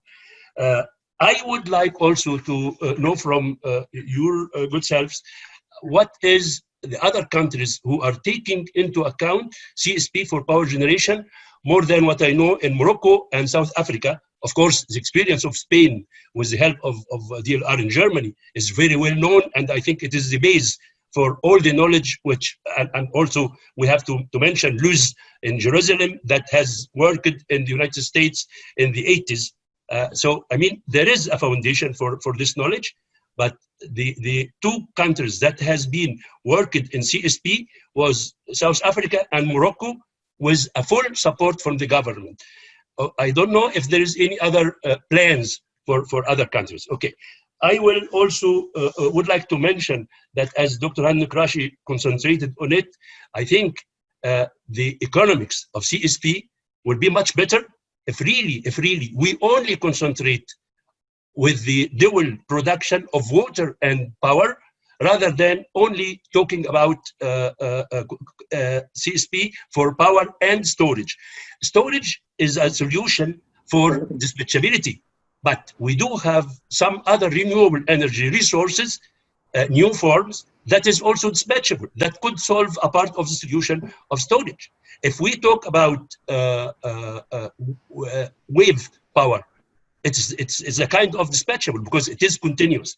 If we talk about, as it has been mentioned, I think by Dr. Lewis also, that hydrogen production is a part using electricity from renewable resources, can be also as a part of the solution for replace the storage issue. The pumping storage using during the night, the day from PV, and pump it in a higher place and then use it by night. It is also a part of to solve storage. I mean, there is a lot of things that should be considered in our, I like very much what Lewis has presented, which is the cup and the cup in the other side, which is the missing part.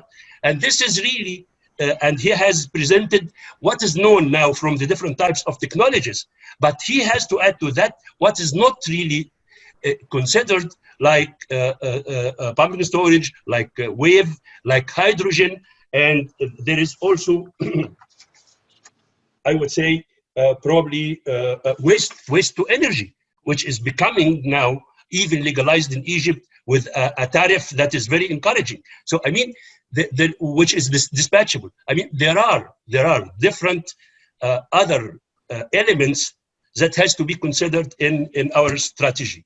I will not take much more of time, but I think there will be more opportunity to discuss with your good selves later on. And thank you very much. Thank you, Dr. Adil. Maybe I just give a hint about the next meeting. It's actually, we'll have two eminent presenters. Professor Ahmed Ghunaim will talk about solar fuels, concentrated solar power beyond heat and power. And Professor Nicholas Calvi, that's actually also talking about concentrated solar power, state of the art, and the commercial deployment in the UAE, or United Arab Emirates. So we'll have actually further discussion and more about CSP in next one. Thank you, Professor Mohi. And thank you very much, Dr. Adil. Next we have, thank you. Next, sorry, Dr. Ahmed, did you want to add anything? No. Okay, go ahead.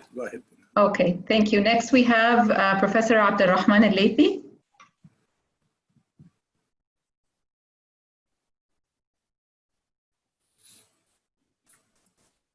Professor Abdulrahman. He's muted now. Yes. Can you unmute yourself, please? Yeah, do you hear me now? Yes, okay, we hear you. Thank you. Yeah, it's my pleasure to be with my professors. I am Abdulrahman Al-Laythi, professor at King Saud University and Hilwan University, Matarei also. Actually, I'm working now with Sandia Lab, National Lab in US, with a big project in using sand in CSP and in storage systems. I work also with many centers like Almeria in Almeria, BSA in Almeria with Julio. So my comment here about using solid particulate in CSP. Now it is a promising project, and it shows a very good result for using it, especially in Egypt. We have a crisis of energy, so it has a lot of use, like in cement, in petrochemical, industrial, and many applications. And it gave a good, result till now. It's not commercialized yet, but we have finalizing now. We will build like for Saudi company, electric company, many station in the north of Saudi Arabia. So I think it's a promising area to use solid particulate, especially sand or carbobead or other. And also for the receiver, Dr. Luis, I think we are working now in ceramic receivers, and it gave a good result actually, because we use Inconel Chevron, which is have a bad result, but now we switch to ceramic receivers, and it gave a good result now on the track. So I agree totally that CSP with a high factory,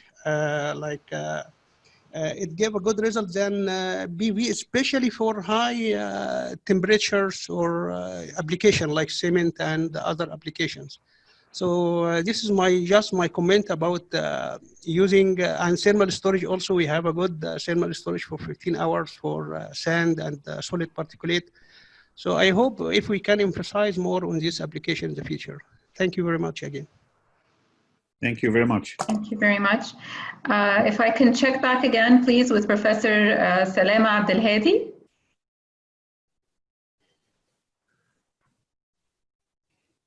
Still muted. Yeah, I think we're still unable to get sound. Professor Salema, if you can hear me, I will revert. Yes, I'm hearing you. Oh, great. Thank you. Please go ahead.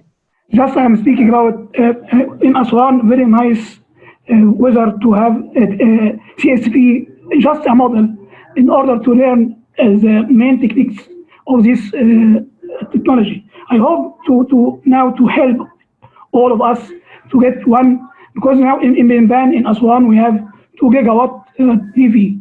So why not to start to build or install one station like PS10 in Aswan, just to have experience in this kind of field, and just right now, not just in the future, no, just to start now to have this in our head. What is your proposition for that? Okay, so maybe Professor Onaim can have some input on that. I'm not sure I understood the question. Maybe Dr. Mohi. Just I like to start now in Aswan installation of one CSP station like PS10, because Aswan is very good weather or good with environmental condition to have very efficient power stations there. Why not to start just now in order to have experience in this field? Because up to now in Egypt, nothing at all is done up to now like that. Yeah, because Ahmed, you remember you visited the Benban and you had some views about this. That's what I understand that there was a recent announcement. I'm not sure how wide the announcement was made, that the government decided to slow down the expansion of the Benban PV systems and looking at alternative systems. I don't know whether CSP would be one of them or not, but and I don't know exactly what the reason was. Maybe someone in the audience who is connected with policymakers can tell us more about it. No, we have Dr. Nukraji now, is a member of the Scientific Council in Egypt. So I like to pass this position to him to start his struggle to make this. Up to now, just while speaking about CSP, nothing is done up to now. May I answer you? I would love to see the installation of Gema Solar transported to Aswan. It will give the same electricity and storage not only for 15 hours, but maybe for 18 hours. And then you have a complete power station working winter and summer exactly the same. Why in Aswan the big field of Benban was installed there, I don't understand. The photovoltaic has the very big advantage that it can be put anywhere. So why it was concentrated at the end of the grid, of the Egyptian grid? This is something which I could not understand. It could have been divided in many portions, and in each province of South Egypt, a portion of it having it. But if we join efforts and make an effort and an offer to the Spanish government and Spanish company which made Gema Solar, and take it for 2 years to be put in Aswan, and then return it back again, I think this will be a very big winning. What do you think, Luis? Lending Gema Solar and put it in Aswan for 2 years, and then transport it back to Sevilla. That's a good loan. A good idea. So I will, I will support it. Yes. So I think, just to be fair, on an absolute basis, PV electricity is cheaper. So I don't blame a politician making a decision on whether to install PV systems or CSP systems, if you forget the storage side, for choosing the PV systems. And we have to remember, and I will show some of these results in my talk next week, we have to remember that PV systems became very cheap because China made a decision to expand the production of PV as a commodity enormously, and to basically monopolize the PV industry. And that led to fast drop in prices, very, very fast. That was very difficult to match using CSP systems. So, but electricity. Can I recommend only, Professor, PV in Aswan, very hot weather there. There is disadvantage of using PV there. I think using PV, Alexandria or near the shore of the sea, is better than in Aswan, because in Aswan, the very high temperatures there decrease the efficiency of the PV systems there. Yes, you are right. There are some studies about it. Northern of Egypt is more convenient for PV than southern part of Egypt. Southern part of Egypt is more convenient for CSP than the northern part. That's true. Yeah. But just consider what to do after sunset. So PV can work after sunset. So you need electricity after sunset. Yeah. CSP is the cheapest option right now, as compared with any other option. Maybe we'll try to change the habits of the people so that they go to bed with sunset like a chicken, and then we have no problem. So we do have Dr. Adel Bashara, who would like to provide a comment on this particular point. Dr. Adel?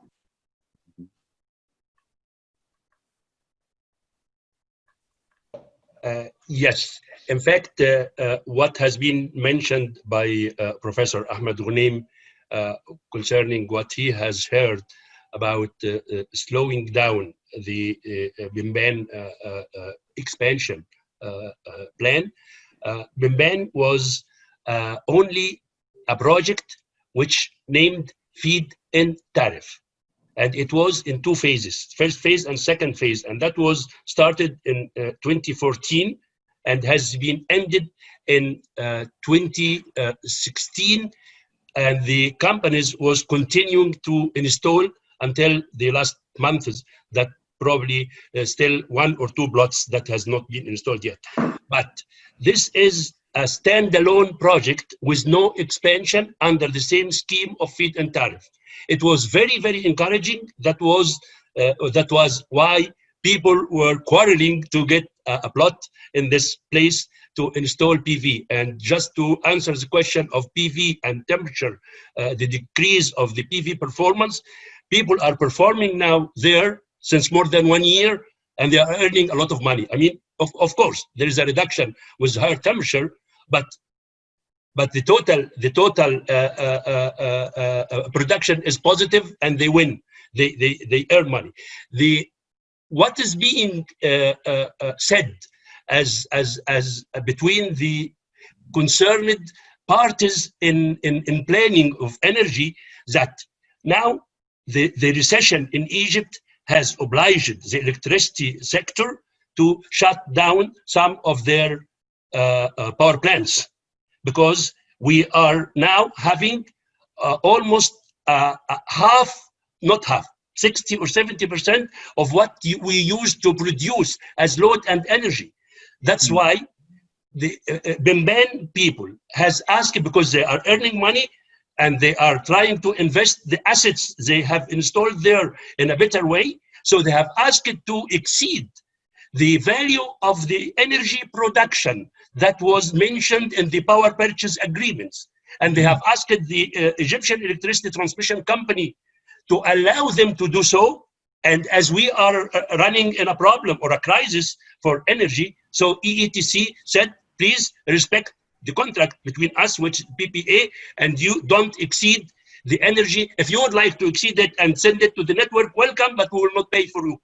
So this is only what has happened. It should be clear, because rumors is not really good to say that the Egyptian government is slowing down for PV or something like that. But for Bimban, I'm talking about Bimban, no, it is finished, and there is only 2 or 3 plots that is under installation, but no expansion, no slowing down from the government. But there will be new schemes for PV plants, like auction, like the competition on the amount of production from a specific piece of land, and also the least cost of the kilowatt hour produced. And this is what's going on now. But Bimban is there, is standalone, has been done and realized it in a very good and successful way. Even the World Bank and all the financing agencies are saying that Bimban was a successful example. Thank you. Thank you, Dr. Adil, very much. So we have more raising hands, and Dr. Tariq Khalil.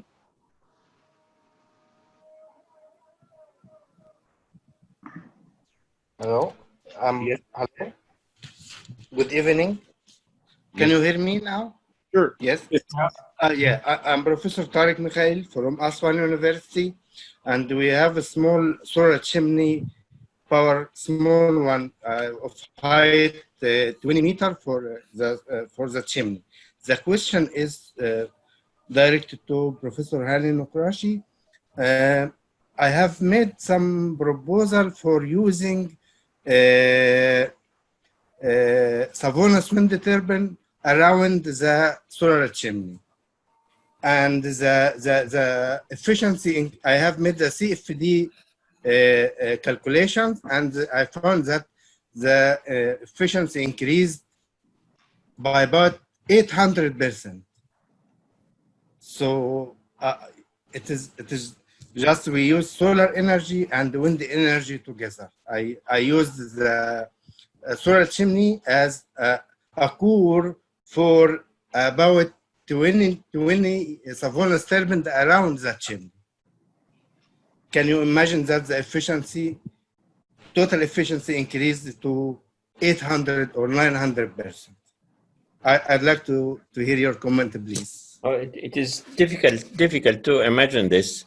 If Yes. I see some calculations, it will be better. I have done all the calculation and the CFD results. Okay. And I will be glad to contact you. Mm-hmm. Yeah. Okay, my email address is at Professor. Yes. Yes, we can provide him the email address. Please contact me. Yes. And then Thank Okay, you. okay. Thank you. Thank you, Professor Tariq. Yes. Next, I'd like to call on Professor Mohammed Al-Qam for your comments, please.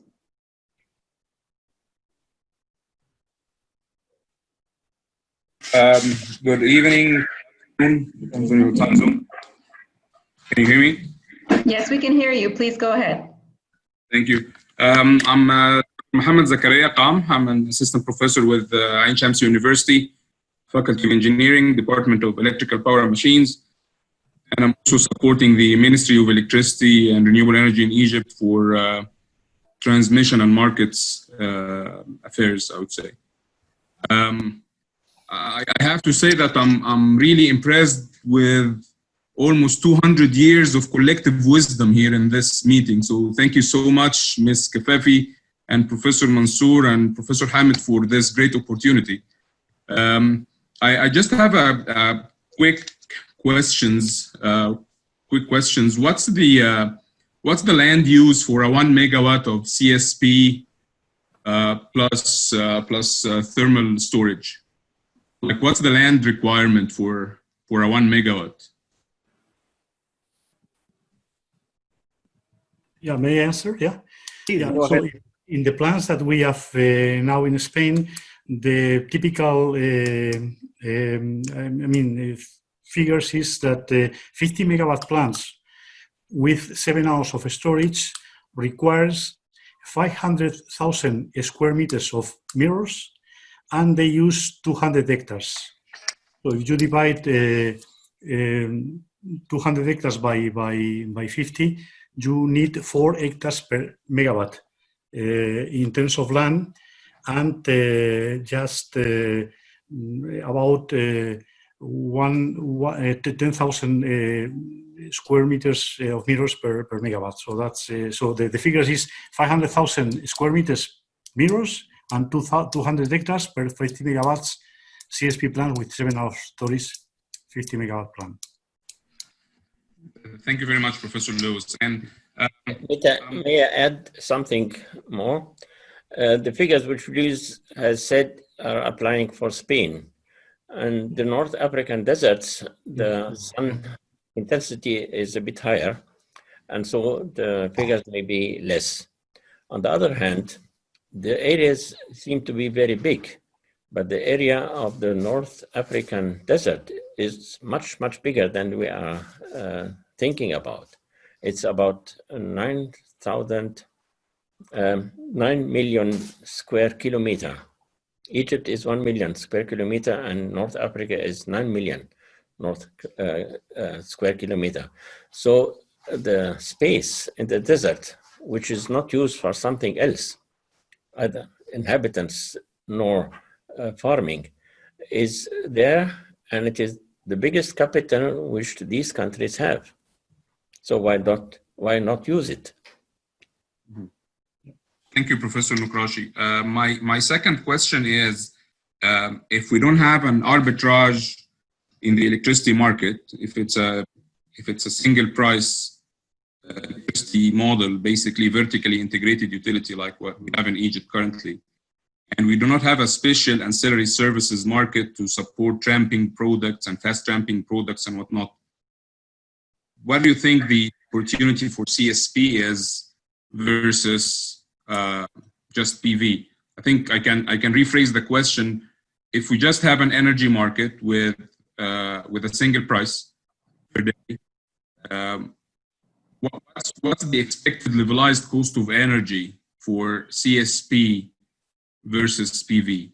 Can it compete? I read $70 per megawatt hour in Professor Luis' slide deck.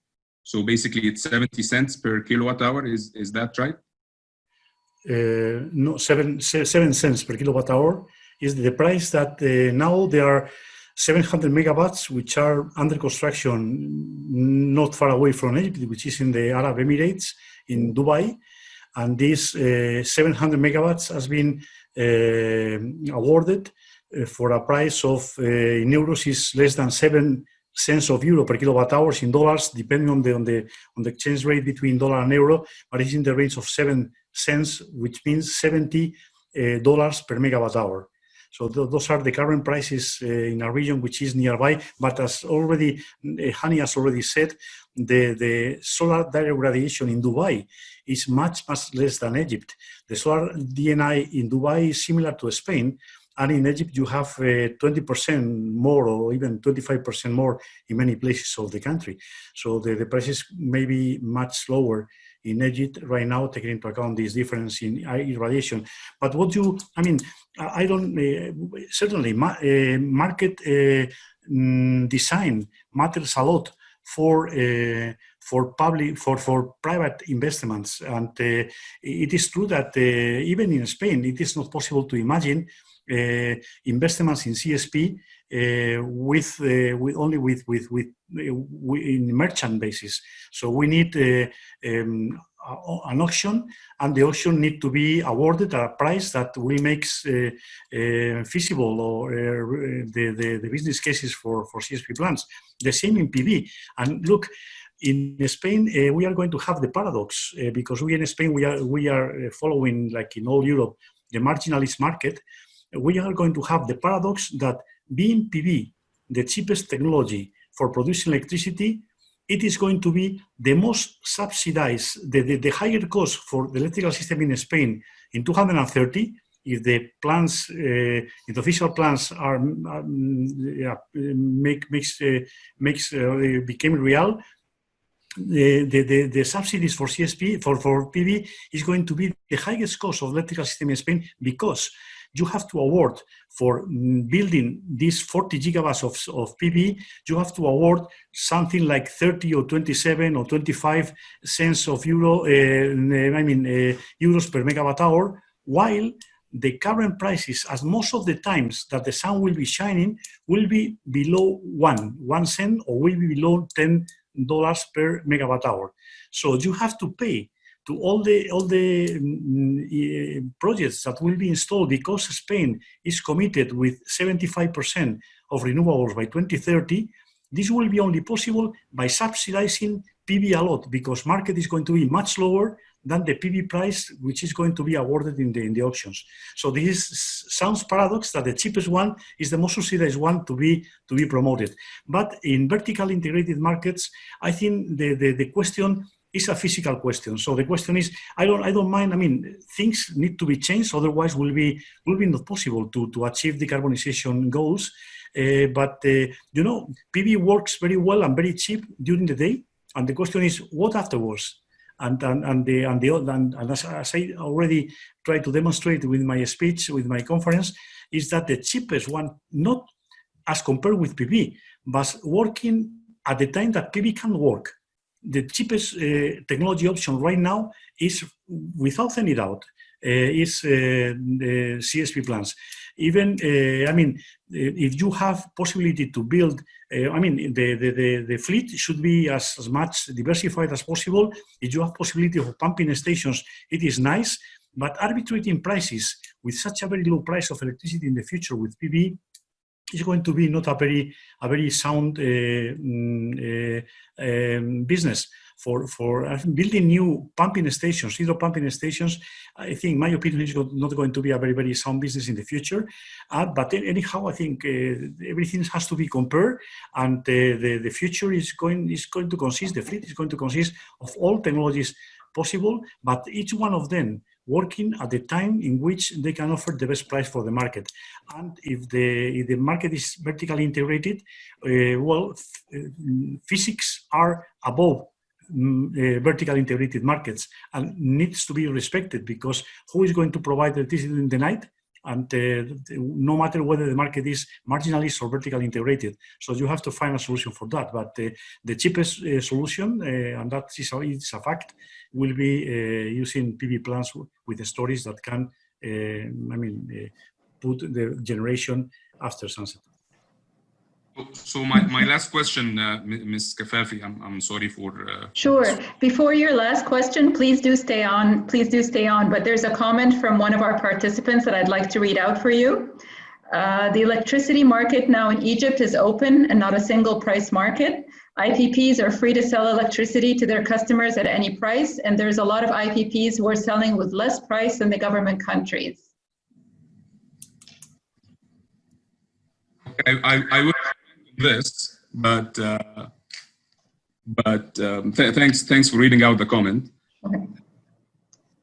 My last question to the panel: are you aware of any other international procurements that have been undertaken by utilities worldwide to procure CSP? Like, was it designed for CSP, or has all the international procurements by utility been fuel neutral, I would say? Can you repeat, please? Yes. So my question is, has there been any international procurements, renewable energy procurements that you are aware of that were particularly designed for the CSP, or most of them, if not all, are fuel neutral to achieve the government renewable target? Well, as far as you know, for instance, the last example, we are very proud of it, is in Dubai. The DIWA, the Electricity and Water Authority of Dubai, realized that, well, you know, in Dubai, I don't know whether it's the same situation in Egypt, but they use air conditioning during the night. So they have almost flat demand day and night. So they need electricity during the day, during the night, the same amount more or less as they need during the day. And so they ask technologically neutral, who is the cheapest option for providing electricity exclusively from the sunset till the sunrise next day. So PV was not there, so they couldn't offer at all. Batteries was not there, they couldn't offer at all. Combined cycle was there, and the combined cycle put an offer, and the final, they offered, they wanted to have a more or less fixed price for 30 years, and the only one, well, the result was that the CSP offer was much cheaper than the gas offer. So in talking on neutral basis, right now, CSP has demonstrated that even in Dubai, which is not a very good sunny country at all, desert, haze, and water in the air and stuff like that makes the DNI very, very, very bad in Dubai. Even in such a very not good country, CSP resulted much cheaper than gas combined cycles. But normally, we are in Europe. There are people who are very much fan of being agnostic. They say, I would like to be agnostic. I would like that market will solve everything. I say, well, hey, I don't pay you being a politician for being agnostic. I pay you just a salary just to understand what is behind every renewable and just to make the best choice for the country, not to say that the market will solve it. And the market the market is very, I mean, it's a kind of evil that can solve a problem, creating another one that will be solved with market again. So if there is more than enough curtailments, market for batteries will be there, but wouldn't have been better not to have such a problem, just making a much more balanced situation in which storage is not necessary by using dispatchable technologies? The answer, in my opinion, is clearly yes, and this is what we demonstrate with our study, with projecting past productions into the future. But you know, in previous times, people were very fun to be agnostic, but now they have realized, if I am agnostic, I'm going only to build PV. What about wind? Wind works all day long. And so by just being agnostic, I'm going to support only PV, and this is not good for my country. So just now they realized that they had, in Spain at least, they were very fun being agnostic in technology, and this happened the last 2 years. Now they have already realized, and they have already write and published a royal decree law very recently, in which they say we need to have specific options for different technologies, just to be able to conceive, to plan what I need in the future, what can be done by wind, what can be done by PV, what can be done by CSP. So I'm going to ask the contribution of all of them.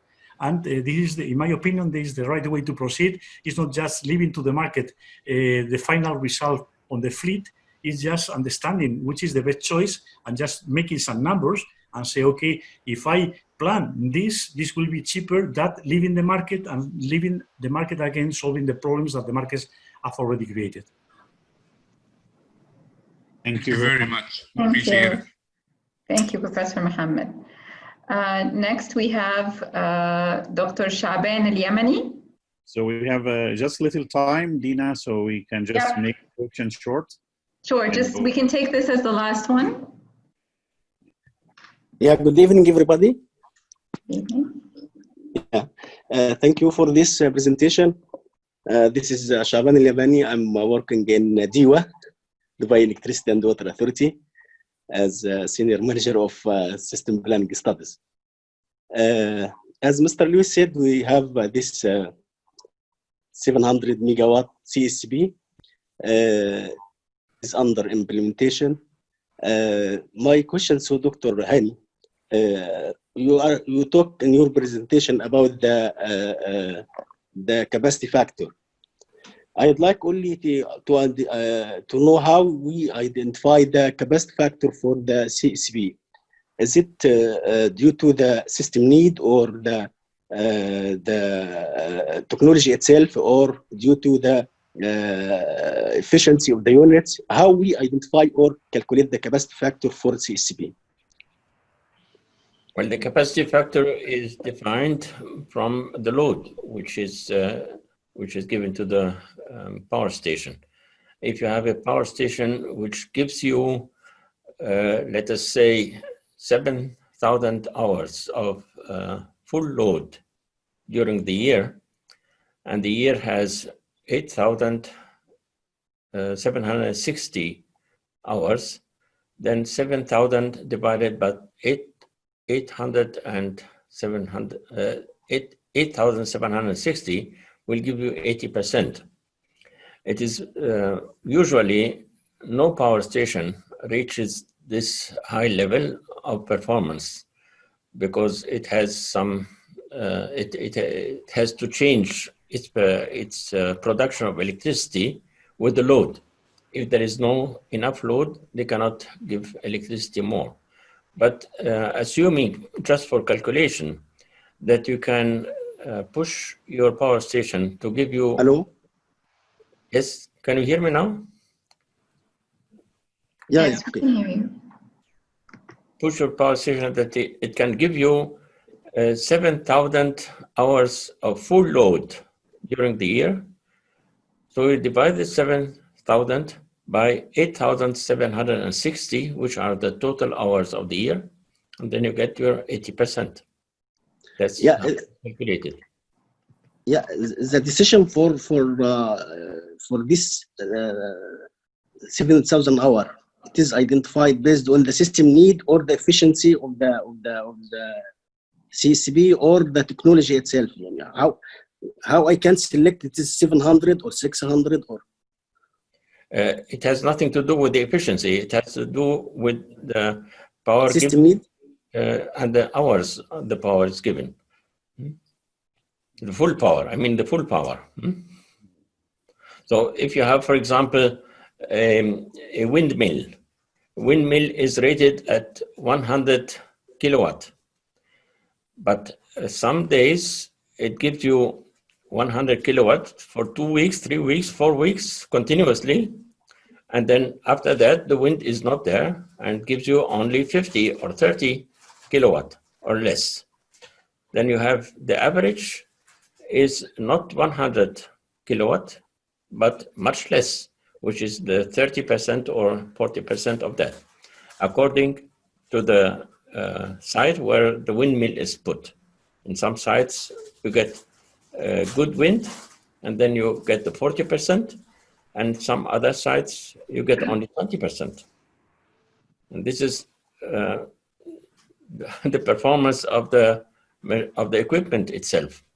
Okay. And if you have a power station working with CSP, and you have enough storage, let us say not for 15 hours, but for 20 hours, then you can guarantee that the power station can work all the day and all the night for continuously 6 months. 6 months, and then you have a much higher capacity factor. Okay, thank you. Depends mainly on the storage. Okay. I think now we don't have much time, and we have to make the conclusions and wrap up. So I will start with Dr. Ahmed Hamid. He can make some conclusions, and then I will follow up. Please, Dr. Ahmed. Yes, thank you, Dr. Mahri. I thank all of the participants on this meeting today, and I will try to conclude the results of this meeting in some points. If I can share screen, it will be better for us to correct or modify. So I will try to share my screen now with these points. Okay, is it okay for you? Yeah. The conclusion, I have proposed these points for the conclusion to update energy and power sector strategies to reflect the growing cost advantages and the other benefits of CSP. Reflect the potential of CSP in future updates of the energy strategy. Streamline regulations and clarify institutional rules and responsibilities for solar development. Reform the current market framework to improve the project bankability. Bundle renewable energy projects to strengthen risk mitigation and ensure their financial viability. Finally, develop a master plan for enhancing local manufacturing capabilities. This is my conclusion. If anyone wants to share or modify or any other thing, you are welcome. Okay, thank you, Dr. Ahmed, very much for this. Of course, if we look at our presentation today, that covers the PV application and the potential of combining, CSP application combining PV and CSP is a potential for, more efficient work, and also the application of CSP to the Egyptian environment, and that can also be a very attractive power generation. And also some people were talking about the application of CSP not only for electricity, but also for some other applications like heat. And this is also another line that we have to look at. And also what's the government or what's the policy makers should look at the different aspects of renewable energies, especially CSP is maybe more suitable for hot weather in Upper Egypt. And that can also be one of the potential applications in Upper Egypt. And the distribution of these actually power plant as proposed by Dr. Hani, and using this corridor, the development corridor, also is very, very nice recommendation for the future of energy in Egypt. And so all of these, I believe, need some work, and that's also that's open some research for us at the universities to look at this application. One other thing I would like to add also, CSP technology, for Egypt is a good potential for the future, as compared that, like Dr. Ahmed Ghunim said, that actually BV is now, China is a top leader in this field. You cannot compete. But with CSP, I think Egypt can go ahead very, very strongly and can move forward with its own technology and based on our environment. So maybe with this, if any one of the panelists would like to add more. I would just jump in and say this has been very interesting, and I'd like to thank the two speakers that filled us in with both the state of the art on the technology as well as its value for Egypt. I do have to leave very soon because I need to join another meeting, but I will follow up on Dr. Mohi Mansour's comment to say that indeed CSP is an opening where potentially an indigenous industry in Egypt could compete. Egypt has a lot of sand, and one of the major expensive elements in CSP are the heliostats and the mirrors and the reflectors, and there's lots of material that could potentially be used, beside the fact that, again, the direct solar in Egypt is higher than many other places, hence gives an edge for CSP electricity. So with that, I'd like to thank you and say goodbye for now, but hope to see you all next Monday at the same time. Okay, thank you very much for everyone, and thank you very much for the team who was actually very active in preparing this nice first time live online dialogue. So looking forward to see you next Monday, inshallah, and all the best. And thank you again, Professor Hani and Professor Louise and Professor Ahmed Ghunim for these nice presentations and talks. Thank you and see you again. Well, thank you for organizing this. Good evening. Very nice of you. Thank you. Thank you. Bye-bye. Bye-bye.